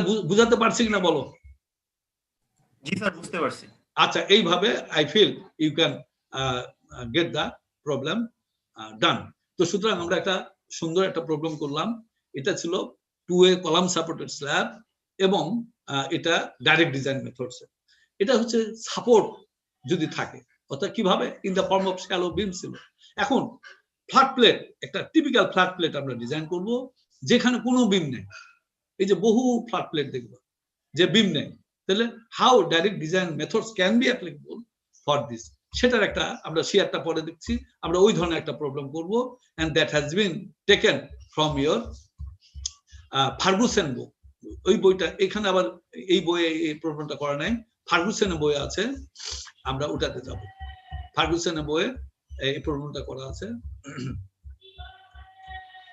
এই প্রবলেমটা আসো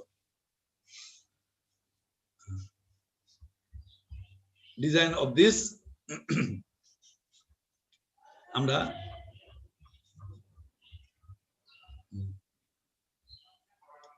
design of flat plate interior panel এই প্রবলেমটা করলো it has taken from Ferguson book বুঝতে পারছো ফার্গুসন একটা রাইটার আছে তোমাদের লাইব্রেরিতে অ্যাভেলেবল বইটা ওই একটা ফ্ল্যাট প্লেটের জন্য বিভিন্ন আঙ্গিকে প্রবলেম করা আছে এটা একটা ওয়ার্ড আউট एग्जांपल আমি নিয়ে আসছি and how this problem can be helpful to you দেখো আমি এটা বুঝাই দিই তোমাকে কি বলা আছে design by direct design method and 18 feet by 20 feet flat plate interior panel for a service dead load including its on weight 100 psi and a live load of 60 psi assume 15-inch square column a prime see this and that fy 3/4 inch clear cover এটা তো না দেওয়া থাকলেও আমরা জানি clear cover 3/4 inch use করতে হয় তাহলে আমরা যদি ডাইরেক্টলি প্রবলেমে যাই দেখো একটা টিপিক্যাল ইন্টেরিয়র ফ্লোর সিস্টেম এটা দেওয়া আছে, এটা ফ্ল্যাট প্লেটের। হ্যাঁ, এটা কলাম গুলা রেগুলার গ্রিড, ধরো এইদিকে 20 ফিট করে কলাম গুলা দেওয়া আছে, এদিকে 18 ফিট করে দেওয়া আছে, অর্থাৎ রেক্টাঙ্গুলার প্যানেল। এবং এই ফ্ল্যাট প্লেটটা is rest over 15 inch by 15 inch your কলামের উপর এটা বসানো আছে without any beam. So it is the complete flat plate system. যদি এখানে ড্রপ প্যানেল থাকতো বা কলাম ক্যাপিটাল থাকতো, এটাকে আমরা কি বলতাম? এটাকে বলতাম আমরা ফ্ল্যাট স্ল্যাব। ঠিক আছে, তোমরা ফ্ল্যাট প্লেট ফ্ল্যাট স্ল্যাব সম্বন্ধে কিন্তু ডিটেল পড়ে আসতো, আমি ধরে নিচ্ছি, কারণ 315 এ যখন আমরা 1 or 2 এর ক্লাসিফিকেশন অফ স্ল্যাব পড়াই, তখন you are suppose to known about the flat plate and flat slab. আমরা ধরে নিলাম এটা তোমরা জানো।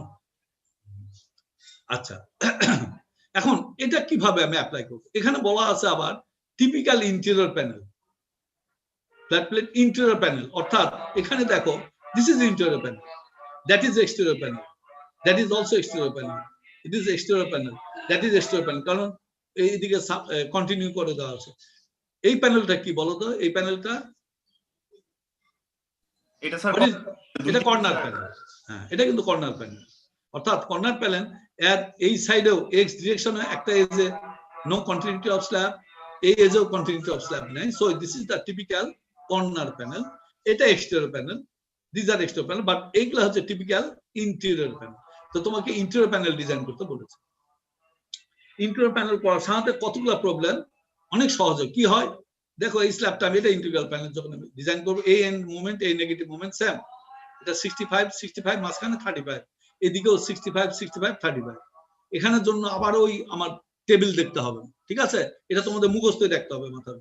আচ্ছা, তাহলে টু স্টার্ট উইথ আরটা কি বলেছে এখানে? Panel service dead load including its own weight, অর্থাৎ তার নিজস্ব ওজন সহ আরো যদি কোনো সার্ভিস ডেড লোড থাকে, যেমন তোমার প্যাটার্ন স্টোন থাকলো বা তোমার টাইলস থাকলো, এগুলো সব ওজন ধরে ডেড লোডটা দেওয়া আছে 100 PSF। এর জন্য আর তোমাকে আলাদা সেল পয়েন্টের জন্য ওজন ক্যালকুলেট করতে হবে না, লাইভ লোডটা দেওয়া আছে। তাহলে আমরা এটা শুরু করি। Depth is generally determined by shear around the column and deflection consideration, and minimum thickness হচ্ছে 5 ইঞ্চি। এটা আমরা কিন্তু ওই যে কিছুক্ষণ আগে দেখে আসলাম 2 কলাম সাপোর্টের স্ল্যাবের ক্ষেত্রে, যে যে যদি তোমার স্ল্যাব না থাকে, বিম না থাকে কোনো জায়গায়, তাহলে আমরা একটা টেবিল 13.3 ওটা ধরে করতে পারি। ওটা কি ছিল? ln/33। তোমরা ওখান থেকে ইউজ করতে পারো, কিংবা অরিজিনাল ফর্মুলা যেটা জেনে আসলাম ওখান থেকেও আমরা অ্যাপ্লাই করতে পারি। যেমন thickness is determined by ln into 800 plus 0.005 FY divided by ওখানে 36 plus বিটা টিটা সামথিং ছিল। ওই বিটা টিটা ছিল অরিজিনাল যে ফর্মুলাতে, ওটাতে বিটা ছিল কিন্তু কিসের জন্য থাকে? ওটা তোমার যখন ইয়া থাকে, তোমার বিম টিম থাকে। তো এখানে যেহেতু বিম নেয়, তো ওই পার্টটা চলে গেছে, অর্থাৎ আগের ফর্মুলায় কিন্তু ln into 800 plus 0.005 FY divided by 6000 same formula, এটা আমরা লিখছি। এখানে যদি FY তুমি 60,000 বসায় দিই, তাহলে ইট বিকামস ln/32.7। এই যে দেখো টিপিক্যাল ওই ভ্যালু, তোমরা সরাসরি ওই টেবিলে ইউজ করতে পারো। কোনটা? টেবিল 13.3। ওখানে আমরা বলেছিলাম যখন বিম থাকে না, তখন আমরা সরাসরি ওই টেবিলটা ইউজ করতে পারি। সেটা টেবিলের ভ্যালুগুলো ছিল এরকম ln/32, ln/33, এগুলো বিভিন্ন স্টিলের গ্রেড বা অন্যান্য জিনিসের উপর নির্ভরশীল ছিল। বা যখন বা আমরা টেবিল না থাকলে আমরা directly we can apply this formula also. এখান থেকে বাই ইউজিং FY 60,000 আমরা ln/32.7 পেলাম। তার সাথে একটা বাউন্ডারি কন্ডিশন, যে এর সাথে এটা ফর্মুলাতে ক্যালকুলেট করলে এই should be greater than equal to 5 inch. তাহলে এটা বের করি আমরা। ln কোন ln ধরবো? ln মানে ক্লিয়ার স্প্যান লেন্থ। একদিকে আছে 20, আরেকদিকে আছে 18। ln হচ্ছে ক্লিয়ার স্প্যান লেন্থ, মিন্স এই কলামের ফেস থেকে এই কলামের ফেস পর্যন্ত যে ডিস্টেন্স। তাহলে আমার it is wise to consider the bigger length, larger লেন্থটা, অর্থাৎ 20 এর ln বের করো। 20 এর ln অর্থাৎ 20 minus 1.25, কলামের উইথ যেহেতু 15 ইঞ্চি কলাম, ওটা বাদ দিয়ে এটা করলে আসে 6.88 ইঞ্চ। মেক ইট প্র্যাকটিক্যাল, এটাকে রাউন্ড আপ করে 7 ইঞ্চি পেলাম। অর্থাৎ আমরা 7 ইঞ্চি স্ল্যাব থিকনেস দিয়ে ফার্দার ক্যালকুলেশন করতে পারি। ডেড লোড বের করো, কারণ আমার ফ্ল্যাট প্লেটের মেন কনসিডারেশনটা হচ্ছে এর thickness is guided by the punching shear, অর্থাৎ এখানে পাঞ্চিং শিয়ার ইজ প্রিডমিনেন্ট, কারণ এখানে বিম নেই। কলামের উপর যখনই চাপ পড়বে তখনই অর্থাৎ স্ল্যাবের উপর চাপ পড়লে that is a tendency to punch through the column, এটা পাঞ্চ করে চলে যেতে চায়। সুতরাং থিকনেস সাফিসিয়েন্ট হতে হবে so that it will save for punching. কিংবা আমি থিকনেস ঠিকই রাখি, then you have to treat the slab for shear enforcement, অর্থাৎ you have to provide the shear enforcement.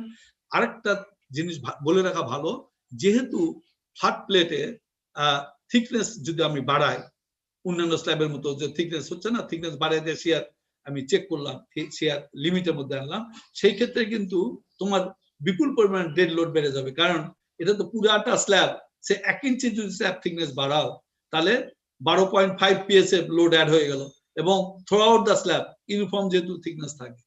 সুতরাং ফ্ল্যাট প্লেটের ক্ষেত্রে থিকনেস বাড়ানো হয় না, যদি শিয়ার, যেহেতু শিয়ার ডমিনেট করে এখানে স্ল্যাব থিকনেসে, সুতরাং এক্সেস যদি শিয়ার হয়, পাঞ্চিং শিয়ার যদি আমার কংক্রিটের ক্যাপাসিটিটা বেশি হয়, সেই ক্ষেত্রে that is A provision for using shear enforcement, ওখানে আমরা শিয়ার এনফোর্সমেন্ট ইউজ করতে পারি। ঠিক আছে? আচ্ছা, তো কিভাবে ইউজ করবো সেটা পরে আমরা দেখবো। তো প্রথম আমরা শিয়ার চেক করে নিতে হবে। আমি ডেড লোড ক্যালকুলেট করি। আচ্ছা, ডেড লোড হচ্ছে 1.2 ইন্টু 100 এত পিএসএফ, লাইভ লোড এর জন্য ফ্যাক্টর গুলো 1.6 ইন্টু দিস। এখানে দেখো 1.4 এবং 1.7 গুণ করা আছে। তোমাদের যদি আমি যে ফার্গুসনের বই ইউজ করেছিলাম সেখানে কিন্তু তার পুরানা ফ্যাক্টর ছিল, তো ওল্ড এডিশন ছিল, এখন হয়তো নতুন এডিশন আসছে আমি বলতে পারবো না। তখন তারা 1.4 এবং 1.7 লাইভ লোড ফ্যাক্টর এবং ডেড লোড ফ্যাক্টরটা ইউজ করেছে। এবং যেহেতু ওটা ওয়াটার এক্সাম্পল আমি ওটা আনছি, এবং পাশাপাশি রিসেন্ট কোডও ভ্যালুগুলো আমি আনার চেষ্টা করেছি। এবং আমি তোমাদের সাজেস্ট করব you utilize the recent code value, যে ডেড লোডের জন্য লোড ফ্যাক্টর হচ্ছে 1.5 এন্ড লাইভ লোডের জন্য 1.6। এবং যেহেতু এখানকার প্রবলেমটা করা আছে, আমি দুটো আলাপ করে যাচ্ছি, কিন্তু অরিজিনাল ইয়াতে 1.4 1.7 করা আছে, অর্থাৎ factor load will get 242 in case of old, আর নিউ এর জন্য 216 পাবো। আচ্ছা, নাও যেহেতু রড, এই যে তুমি বারবার যেটা আমি আলাপ করে আসলাম, ডেপথ, লং ডিরেকশন এবং short direction, how effective depth is বের করা হয়, যেটা তোমরা প্রশ্ন করলে, এই যে ইট ইজ ক্লিয়ার। যখন এস সাপোর্টেড স্ল্যাব হয় তখন কিন্তু চিত্রটা হয় শর্ট ডিরেকশনে, that is a tendency for sharing of load, more load, ওইদিকে লোড বেশি যায় এবং যার জন্য মোমেন্ট ওইদিকে যায়, এবং আমরা ইফেক্টিভ ডেপথ ওই দিকে বেশি দেওয়ার চেষ্টা করি। কিন্তু reverse is true in case of flat slab. Flat plate বা ফ্ল্যাট স্ল্যাবের জন্য কিন্তু চিত্রটা উল্টা, এটা লং ডিরেকশনে কিন্তু বেশি মুভমেন্ট যাবে। এর জন্য এই যে লং ডিরেকশনে কিন্তু বেশি ডেপথ দেওয়া হচ্ছে, অর্থাৎ রেনফোর্সমেন্ট, লং ডিরেকশন রেনফোর্সমেন্ট গুলা নিচে দেওয়া হয়েছে, শর্ট ডিরেকশন রেনফোর্সমেন্ট গুলা উপরে দেওয়া হয়েছে। ক্লিয়ার? আচ্ছা, now how to calculate the effective depth. আমি বলে নি ক্যালকুলেট কি করা হবে। এটা যত টোটাল স্ল্যাব থিকনেস যদি আমি 7 ইঞ্চি হয়, এখানে কত বাদ দিব? 0.75, আরেকটা বার ডায়ামিটার অর্ধেক বাদ দিলে আমি উইল গেট দ্য ডিএল। আর ডিএস কিভাবে পাবো? শর্ট ডিরেকশনের ইফেক্টিভ ডেপথ পুরা স্ল্যাব থিকনেস থেকে আগে 0.34 বাদ, 3/4 ইঞ্চ বাদ দিব, 0.75, তারপর আরেকটা বার ডায়ামিটার বাদ দিব, আরেকটা প্লাস আরেকটা বার ডায়ামিটার অর্ধেক বাদ দেবো, অর্থাৎ 1.5 বার ডায়ামিটার বাদ দিলে will get the DS value. এই যে এখানে এইভাবে করা হয়েছে, দেখো DL value equal two 7 minus 0.75 minus dB/2 6 inch for, যদি আমি 4 নাম্বার বার ইউজ করি, ফর লং স্প্যান ডিএস টা হবে 7 মাইনাস এই যে এটা ইনটু 1.5 ডি, এটা 5.5 ইঞ্চ ফর শর্ট স্প্যানের জন্য, এবং এভারেজ ডি হবে দুটার অর্ধেক, এভারেজ করলে 5.75। এই average D value will be used for punching shear check. Clear? এবং ক্লিয়ার হয়েছে কিনা বলো? জি স্যার, বুঝতে পারছি। আচ্ছা, এইবার তোমরা অলরেডি, আমি সেকশন বি থেকে জেনেছি, তোমরা you have already gone through punching shear check in case of 2A, in case of your square footing design করছো না? Same thing will be applicable here. Punching shear যেটা চেক করতে হয়, এবং পাঞ্চিং পেরিমিটারটা, এটা it will occur at a distance d/2 around the perimeter of the column. এটা হচ্ছে পাঞ্চিং ইফেক্টিভ লোকেশন। সুতরাং পাঞ্চিং পেরিমিটারটা চিন্তা করা হয় যে এই কলামের চেয়ার ধার দিয়ে d/2 ডিস্টেন্স দূর দিয়ে পাঞ্চিং ওই দিকটা পাঞ্চ করবে। তো সুতরাং পাঞ্চিং পেরিমিটারটা বের করা হয়। তো পাঞ্চিং পেরিমিটার b0 = 15 হচ্ছে কলামের উইথ, একদিকে d আরেকদিকে d, তাহলে টোটাল d, একদিকে লেন্থ পেলাম, তাকে 4 দিয়ে গুণ করলাম, তাহলে আমার টোটাল হচ্ছে 83 ইঞ্চ হচ্ছে পাঞ্চিং পেরিমিটার অ্যারাউন্ড দা কলাম। আচ্ছা, এখন তুমি আবার একটা নিয়ম হচ্ছে পাঞ্চিং লোড যখন আমি ক্যালকুলেট করব, কি করব?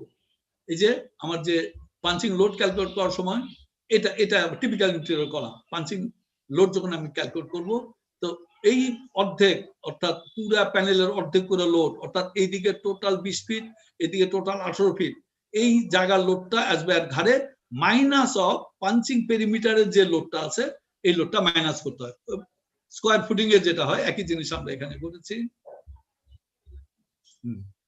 এই যে দেখো এখানে b0 বের করলাম, what is the punching shear force, এটা হচ্ছে আমার টোটাল হচ্ছে 0.242, 2.4 না, এটা 0.242 যদি আমি কেএসএফ এ আনি, আর 242 এটা পিএসএফ ছিল, আর নতুন কোড ফ্যাক্টর এটা ছিল 0.216, যাক যেটাই হোক 2080 মাইনাস 1.73, এই যে একদিকে সাইড ছিল তোমার পাঞ্চিং এরিয়ার এক সাইডে ছিল 20.75 ইঞ্চ, এটা ফিটে যদি আনো 1.73 এই যে স্কয়ার, অর্থাৎ ওই যে পাঞ্চিং এরিয়াটা বাদ দিতে হয়, এরিয়াটা বাদ দিয়ে তাকে ইন্টেন্সিটি অফ লোড দিয়ে ফ্যাক্টর লোড দিয়ে গুণ করলাম।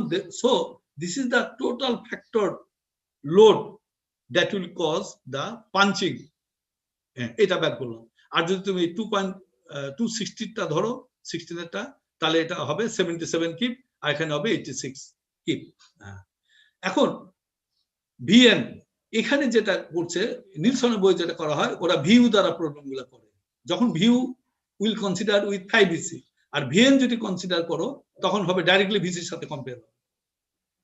কারণ আমরা জানি লিমিটিং কন্ডিশনে V U equal to 5VC, আর যদি আমি ইন টার্মস অফ নমিনাল স্ট্রেংথে চিন্তা করি তাহলে VN will be equal to VC, ঠিক আছে? তাহলে ভিএন আমরা জানি ভি ইকুয়াল টু 5VC বা 5VN হচ্ছে ভিউ, তাহলে তুমি ভিএন এ যদি নাও, এই বইটা ইন টার্মস অফ নমিনাল স্ট্রেংথে করেছে, তাহলে ভিউ জানা আছে, ইউ কনভার্ট ইনটু ভিএন, ওরা যেভাবে করছে বা তোমরা অরিজিনাল তোমাদের নিয়মে করতে পারো, ভিউ রেখা করতে পারো।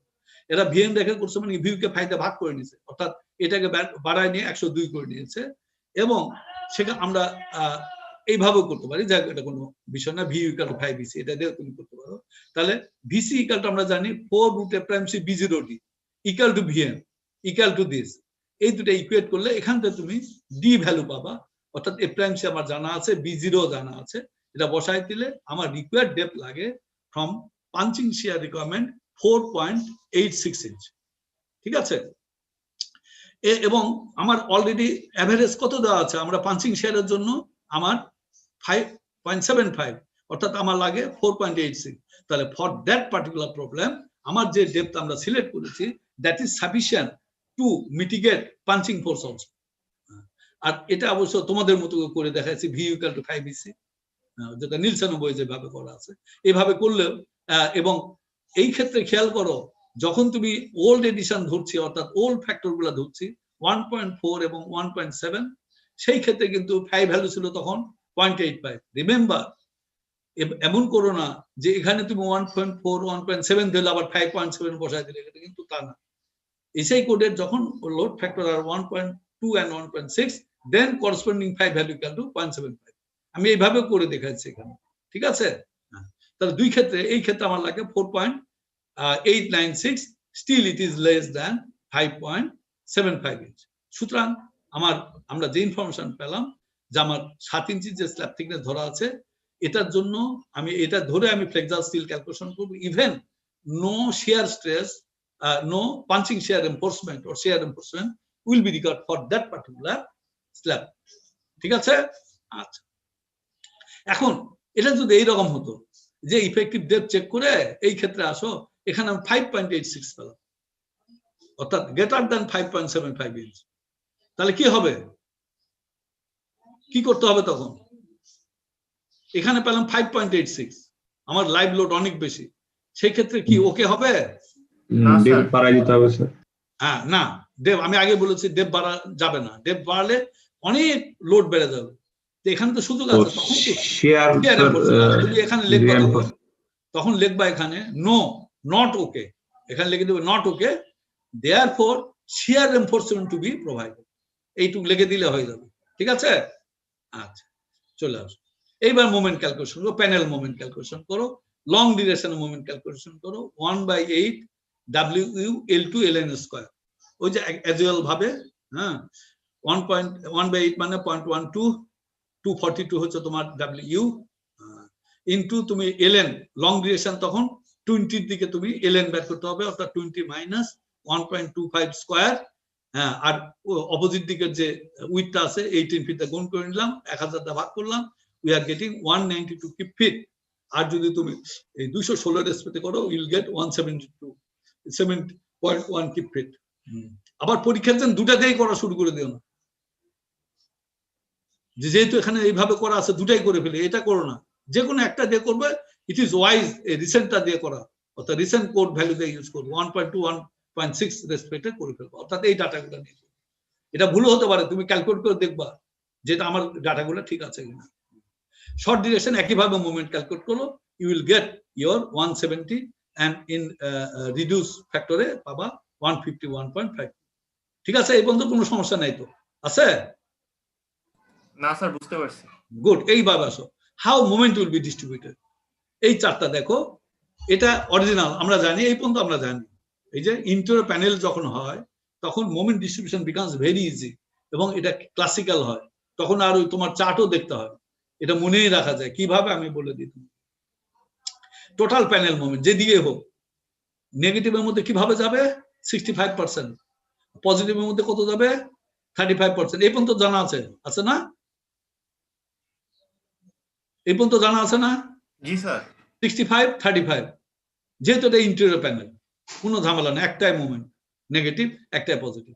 এখন আসো ইন্টেরিয়র প্যানেলের জন্য কিভাবে, হাউ দা সাইড ওয়াইজ যে শেয়ারিংটা কিভাবে হবে, কলাম স্টিপ আর মিডল স্টিপের মধ্যে কিভাবে এই মুভমেন্টটা ডিস্ট্রিবিউট হবে। এখন খেয়াল করো, এটা মাথায় রাখবে সবসময়, কলাম স্টিপে সবসময় মুভমেন্ট যাবে, পজিটিভ হোক আর নেগেটিভ হোক, কলাম স্টিপে মুভমেন্ট যাবে বেশি, এটা খেয়াল রাখবা। ওখানে যেমন ছিল 68% গেছিল নেগেটিভটা, পজিটিভটাও 68% গেছিল। এই ক্ষেত্রে যেটা হচ্ছে তোমার যে টিপিক্যাল ইন্টেরিয়র প্যানেলের ক্ষেত্রে উইদাউট বিম, যেখানে তুমি ধরে এটা একবারে ফিক্সড, এটা যে 75% of the negative moment will goes for column strip, R 60% of positive moment will go for column strip, এইটুকু মনে রাখলেই হবে। তাহলে কি পেলাম আমরা, টোটাল মোমেন্ট 60-35 এ ভাগ হয়ে গেল, 65-35। এটা হওয়ার পরে নেগেটিভ মোমেন্ট হবে 75% কলাম স্টিপে যাবে, আর পজিটিভ মোমেন্টের 60% কলাম স্টিপে যাবে। তা রিমেনিং কত থাকে 25% মিডল স্টিপে গেল, এখানে রিমেনিং কত থাকে 40% মিডল স্টিপে গেল। এখন ইন টার্মস অফ যদি তুমি ইয়াটা আনো, ইন টার্মস অফ তুমি যদি কোফিশিয়েন্ট আনো, তাহলে এটা 0.65 এ যদি 0.75 দিয়ে গুণ করে এটা 0.49 হয়, 0.65 কে যদি 0.25 দিয়ে গুণ করে এটা 0.165 হয়, সিমিলারলি 0.35 কে 0.6 দিয়ে গুণ করলে 0.21 হয়, 0.35 কে 0.4 দিয়ে গুণ করলে 0.14। তাহলে এই কোফিশিয়েন্ট 0.49, 0.21, 0.16, 0.17 কিভাবে আসতেছে এটা তোমার মনে রাখা সম্ভব। এর জন্য কিন্তু আলাদা কোনো কোফিশিয়েন্ট বা টেবিল বা কোনো ইনফরমেশন তোমাদের দেওয়া হয় না পরীক্ষা হলে। যদি ইন্টেরিয়র প্যানেল হয়, যদি এক্সটেরিয়র প্যানেল হয়, দেন তোমাদের হয় চার্ট দেওয়া থাকবে বা টেবিল দেওয়া থাকবে বা কোফিশিয়েন্ট গুলো বলা থাকবে। ক্লিয়ার? স্যার একটা প্রশ্ন ছিল স্যার। হ্যাঁ, প্রশ্ন বলো। স্যার আগের বার যখন স্যার কলাম স্ট্রিপ করছিলাম যে 75% গেল, 75% এর কিছু অংশ স্ল্যাবে যেত, কিছু অংশ বিমে যেত। স্যার এখন এখানে তো বিমই নাই।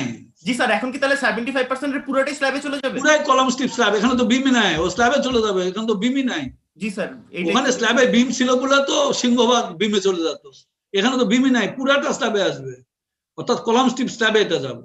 ঠিক আছে, আচ্ছা এইবার আসো কিভাবে আমরা এটা তো আগের মতো, আমার প্যানেল আছে ইন্টেরিয়র প্যানেল 20 ফিট আর 18 ফিট, তো স্ট্রিপ গুলো ভাগ করে নাও। আমার ইয়া হবে কি, কলাম স্ট্রিপের হাফ কলাম স্ট্রিপ উইথ কত হবে 18/4, এই যে 18/4, এইদিকে 18/4 মানে কি 4.5 4.5, তাহলে এটা যদি 4.5 হয়, এটা যদি 4.5 হয়, টোটাল আছে 20, তাহলে কি হয় 9 ফিট, 20-এর মধ্যে 9 গেলে 11 ফিট।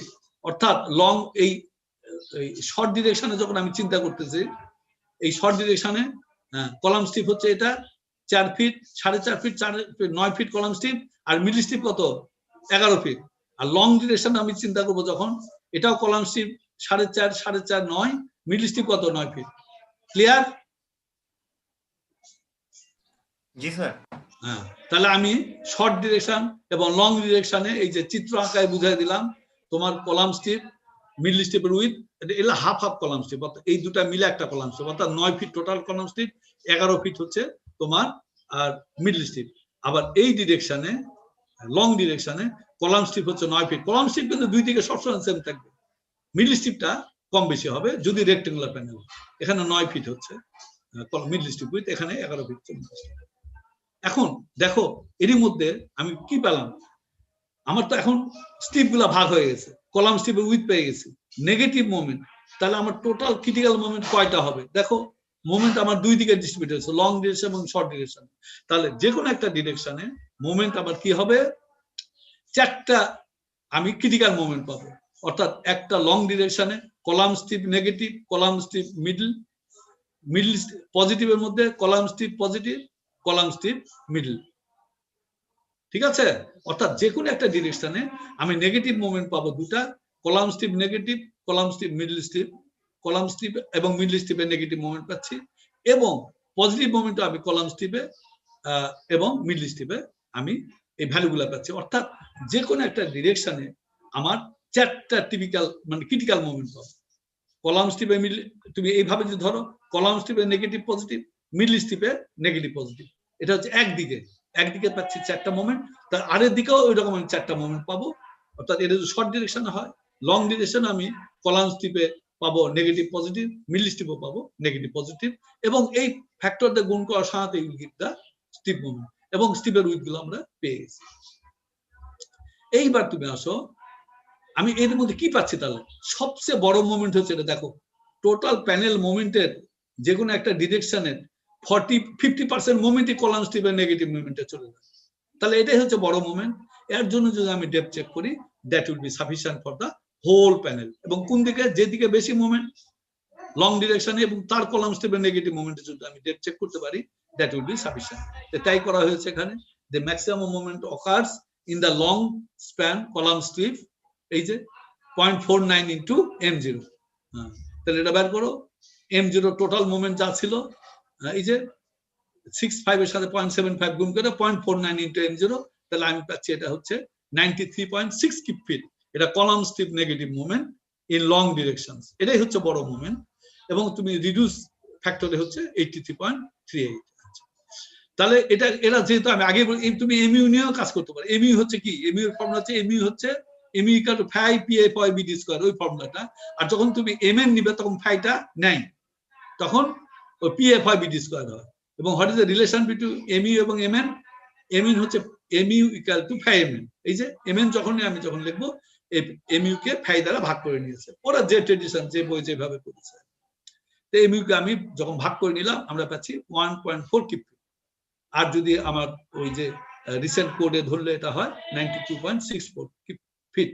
আচ্ছা, কলাম স্টিপ উইথ আমরা অলরেডি ক্যালকুলেট করা আছে, এটা হচ্ছে 108 ইঞ্চি। ডেপথ চেক করো, ওই যে এমএন বের করা আছে, ফর্মুলা হচ্ছে এটা PFY BD square 1 - 0.59 PFY F prime C. এটা বের করো, P maximum correspond to ET equal 0.005। এটা হচ্ছে, এটা আসে আগের প্রবলেম আমরা দেখলাম 0.0181। এখান থেকে আর এন বের করো বা আর বের করো, এখান থেকে বের করো আর বের করো, আর you will get this 0.912 KSI, বা ডাইরেক্টলি ফর্মুলা বসায় দাও, কোনো কথা নেই। The depth equal to MN by RNB বা আরবি, যেটা এখানে ওই যে ম্যাক্সিমাম মোমেন্ট হচ্ছে 104, এটা কিপ ফিট আছে, মেক ইট কিপ ইঞ্চ।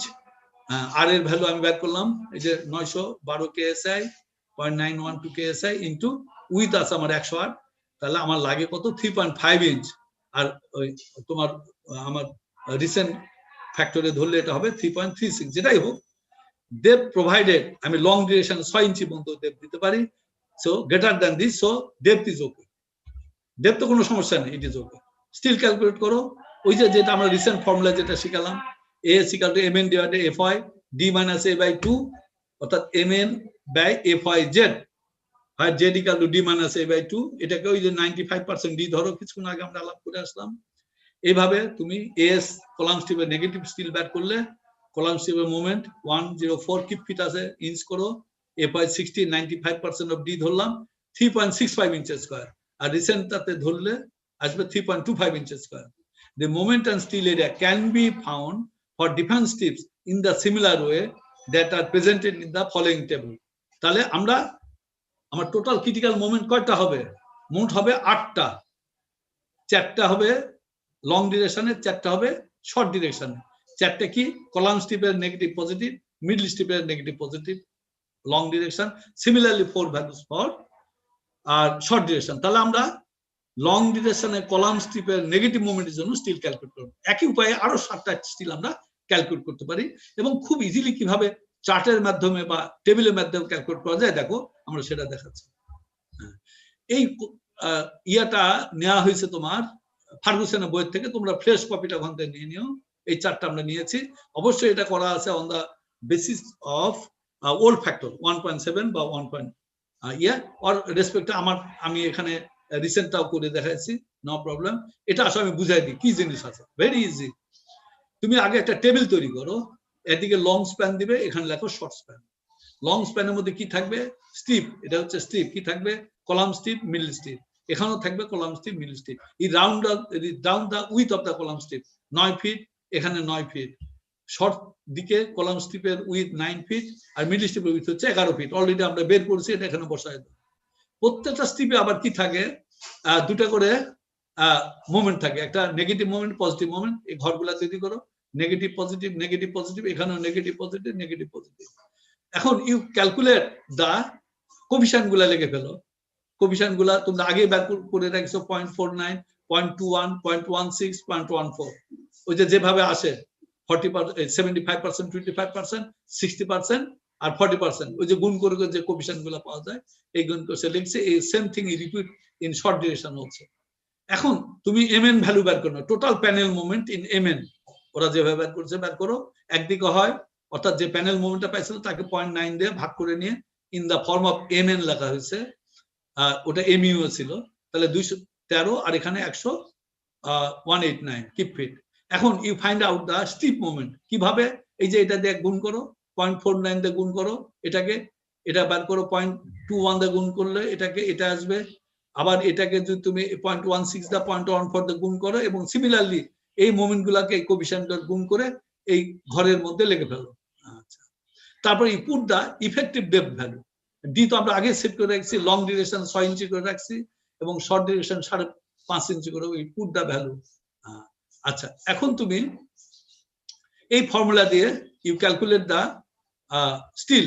এই যে mn বাই zfy, ওই যে আমি যেভাবে বের করলাম, ওই zfy মানে 95% অফ d ধরো, fy 60, ওই যে আমি যে একটা বের করে দেখালাম ওইভাবে বের করো, সোজা কথা বের করলে you will get the steel. এই যে একটা বের করা আছে 3.66, অলরেডি বের করে দেখানো আছে। একই likewise you get all the steel value here, বের করো। একটা মিনিমাম স্টিল একটা লাইন বের করে এখানে, এটা হচ্ছে a is equal to 0.0018 b into h। h হচ্ছে 7 ফিক্সড, b ভ্যারি করবে। আচ্ছা, b ভ্যারি করবে কোথায়? মিডল স্টিপে যায় শর্ট ডিরেকশন b হচ্ছে 11 ফিট, আর সব b তো 9 ফিট করে। So you will get the 1.3, সব ভ্যালু সেম পাবা। এখানে যে এই ভ্যালুটা বেড়ে যাবে, কারণ এখানে যে এই দুটা ভ্যালু মিডল স্টিপে যায় তোমার ওখানে 11 ফিট উইথ, আর এগুলা সব হচ্ছে 9 ফিট উইথ। হ্যাঁ, এখন তুমি যদি নাম্বার 4 বার ইউজ করছো, তাহলে 0.2 দা ভাগ করে দাও, you will get all the value. এখন খেয়াল করতে হবে, এই যে এই ভ্যালু আর এই ভ্যালু, এই যে মিনিমাম ভ্যালু, কোন ভ্যালু যদি মিনিমাম ভ্যালু তো কম হয়, you replace that value by the minimum value. বাস, এখানে বসাই দে, you correct your all the steel value. And যদি তুমি নাম্বার 4 দা ইউজ করেছে, যেহেতু নাম্বার 4 দা ভাগ করো, ভাগ করে you will get the number or number 4 values, অর্থাৎ 11, 19টা, 8টা, এরকম সব ভ্যালুগুলো পাবা। এখন এই যে এই জায়গায় দেখো, এইটা লাগে অ্যাকচুয়ালি 1.2 ইঞ্চেস স্কয়ার, এখানে লাগে 1.305 ইঞ্চেস স্কয়ার, কিন্তু আমার মিনিমাম দিতে হবে কত? 1.38 ইঞ্চেস স্কয়ার। তাহলে এটার ক্ষেত্রে তুমি ইয়ে করে ফেলবা, নাম্বার 3 বার ইউজ করো। আরেকটা জিনিস আছে যে স্পেসিং ক্যানট বি, এই যে এটা তো তুমি এই ভাবটা ইউজ করবে, প্লাস ম্যাক্সিমাম স্পেসিং তুমি বের করো যে এভারেজ স্পেসিং কত লাগে। এই যে এই ঘরটা যে এটা স্পেসিং, এই যে তোমার এখন নাম্বার অফ বার বের করেছো এবং উইথ জানা আছে, ভাগ করার সাথে স্পেসিং কত আছে এটা বের করতে পারবে। কিন্তু দ্যাট শুড বি এগেইনস্ট তুমি ম্যাক্সিমাম স্পেসিং এর ঘর একটা বের করো, সেটা কত 14 ইঞ্চির বেশি হতে পারবে না, সাইড বাই সাইড লেখা। এখন যদি ধরো যে 2 নম্বর 4 নম্বর বার ইউজ করার কারণে বার নাম্বার কমে গেছে, এই যে যেমন এখানে বার নাম্বার কমে যাবে, কমে যাওয়ার কারণে যদি তুমি সেই জায়গায় তুমি নাম্বার 3 বার ইউজ করছো, অর্থাৎ এখানে ভাগ করেছিল তুমি কত দিয়ে 0.2 দিয়ে ভাগ করেছিল, কিন্তু যখনই নাম্বার 3 বার ইউজ করবে তখন 0.11 দিয়ে ভাগ করবে, অর্থাৎ বার নাম্বার প্রায় ডবল হয়ে যাবে। সেই ক্ষেত্রে তোমার স্পেসিং গুলা ওই অ্যালাউবল রেঞ্জের মধ্যে আসবে। এইভাবে তোমাকে অ্যাডজাস্ট করতে হবে। হ্যাঁ, আবার আরেকটা জিনিস দেওয়া আছে বেন বার আর স্টেট বার। স্টেট বার কনসেপ্ট হচ্ছে তোমরা আমরা বিশেষ করে ফ্ল্যাট প্লেটে এখন জেনারেল টেন্ডেন্সি, যেহেতু ডিফর্ম বার ইউজ করা হচ্ছে এখন স্ল্যাবে, সুতরাং উপরের বার নেগেটিভ বার উপরেরটা উপরে থাকবে, নিচেরটা নিচের বার পজিটিভ বার নিচেরটা নিচেই থাকবে, এবং অ্যাঙ্করেজের জন্য যেটা যদ্দূর পর্যন্ত নিয়ে যাওয়া দরকার সেভাবে নিয়ে গেলে হয়ে যায়। আরেকটা প্র্যাকটিস আছে স্টিল ভ্যালিড, যে যেহেতু মিড রিজনে আমার পজিটিভ স্টিল লাগে এবং সাইডে যে আমার পজিটিভ স্টিল দরকার নেগেটিভ স্টিল উপরে লাগে, সুতরাং 50% of the steel can be bent upward in the negative location, bent ভাবে করা যেতে পারে। এবং এই জিনিসটা সেটার ডিটেল এই যে স্টেট বার অ্যারেঞ্জমেন্ট এবং তোমার অল্টারনেট যদি আমি বেন্ড বার করি তাহলে অর্ধেক করে বার তোমাকে বেন্ড করে উপরে দিতে হবে। আমার টেবিলটা পুরাটা এখানে আসেনি, you are asked to collect the total table from the books, ওখান থেকে পেজটা নিয়ে নাও এবং ওই প্রবলেমটা নিয়ে নাও, then you will get the overall information about the flat plate design.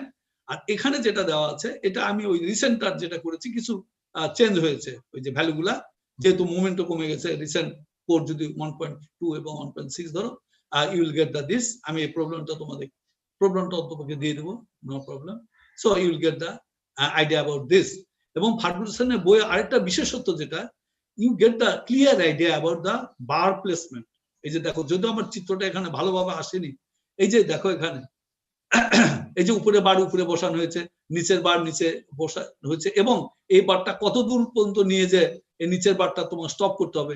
আমরা বার কাটানোটা আগে চার্ট আগে আলোচনা করেছি, ঠিক সেইভাবে তোমাকে এইভাবে কত দূর পর্যন্ত নিয়ে আসতে হবে, এল বাই 20% অফ এলএন বা 30% অফ এলএন, ওই টেবিল থেকে দেখে দেখে এইভাবে পুরা বার আর কাটলমেন্টটাও এখানে দেওয়া আছে এবং বার প্লেসমেন্টটা সুন্দরভাবে প্লেস করা আছে।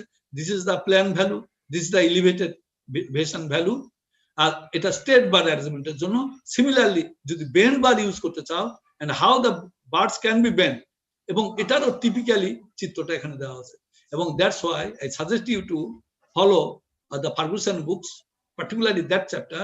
অ্যান্ড নট অনলি দ্যাট, এখানে আমি একটা দেখাইছি তোমাদের টিপিক্যাল ইন্টেরিয়র প্যানেলের জন্য, followed by this problem, আর পরের যে প্রবলেমটা আছে typical exterior panel is also worked out there. এরকম একটা এক্সটেরিয়র প্যানেলও ওখানে দেওয়া আছে, যেখানে এখানে আসে এই মোমেন্ট আর এই মোমেন্ট সেম হবে না।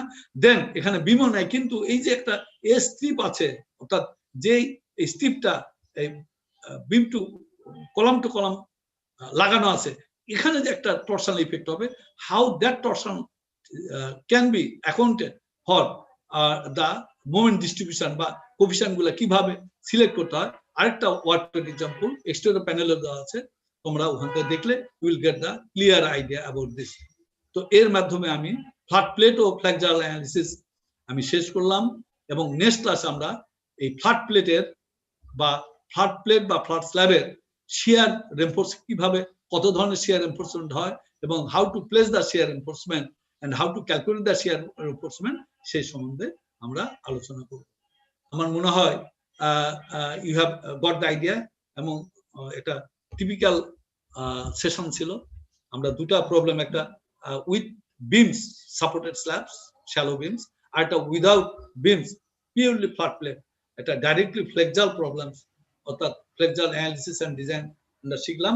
এবং বাদবাকি তোমরা বইয়ের থেকে ভালোভাবে দেখলে you will get the further knowledge in this respect. ঠিক আছে? আচ্ছা, ভালোভাবে তোমরা দেখে আসো। আমরা নেক্সট ক্লাসে শেয়ার ডিজাইনে চলবো। Now roll call.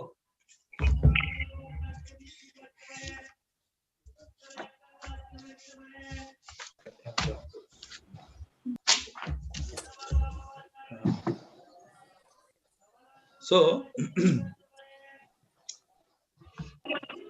section A, roll call today 11. তোমরা কিন্তু রোল কলের সাথে কেউ ইয়ে করো না, সবাই চুপচাপ থাকো। অনেক সময় ইন্টারফারেন্স হয়, রোল কল একজন করে দিল তারপর সাথে মিউট করে দিও, তাছাড়া there will be some problems today. Civil, roll number 1. Yes, sir. Roll number 2. Yes, sir. 3. Yes, sir. 4. Yes, sir. 5. Yes, sir. 5. Yes, sir. 6 present. 7. Yes, sir. 8. 8 absent. 9. Yes, sir. 10. Yes, sir. 11. Yes, sir. 12. 13. Yes, sir. 14. Yes, sir. 15. roll 12 present. Roll 12 present করে দিলাম। Sir, 15. Yes, sir. 15 roll present. 12 আচ্ছা 15 present. present. 16. Yes, sir. 17. Yes, sir. 18. Yes, sir. 19. Yes, sir. 20. Present, sir. 21. Yes, sir. Yes, sir. 22. Yes, sir. 23. Yes, sir. 24. Yes, sir. 25. Yes, sir. 26. Yes, sir. 27. 28. Yes, sir. 29. Yes, sir. 30. Yes, sir. 31. Yes, sir. 32. Yes, sir. 33. Yes, sir. 34. Yes, sir. 35. 36. Yes, sir. 7. Yes, sir. 38. Present, sir. 39. Present, sir. 40. Sir, Yes, sir. sir, 35. 35 present করে দিলাম। বললাম তো। 40. Yes, sir. 41. Yes, sir. 42. Yes, sir. 43.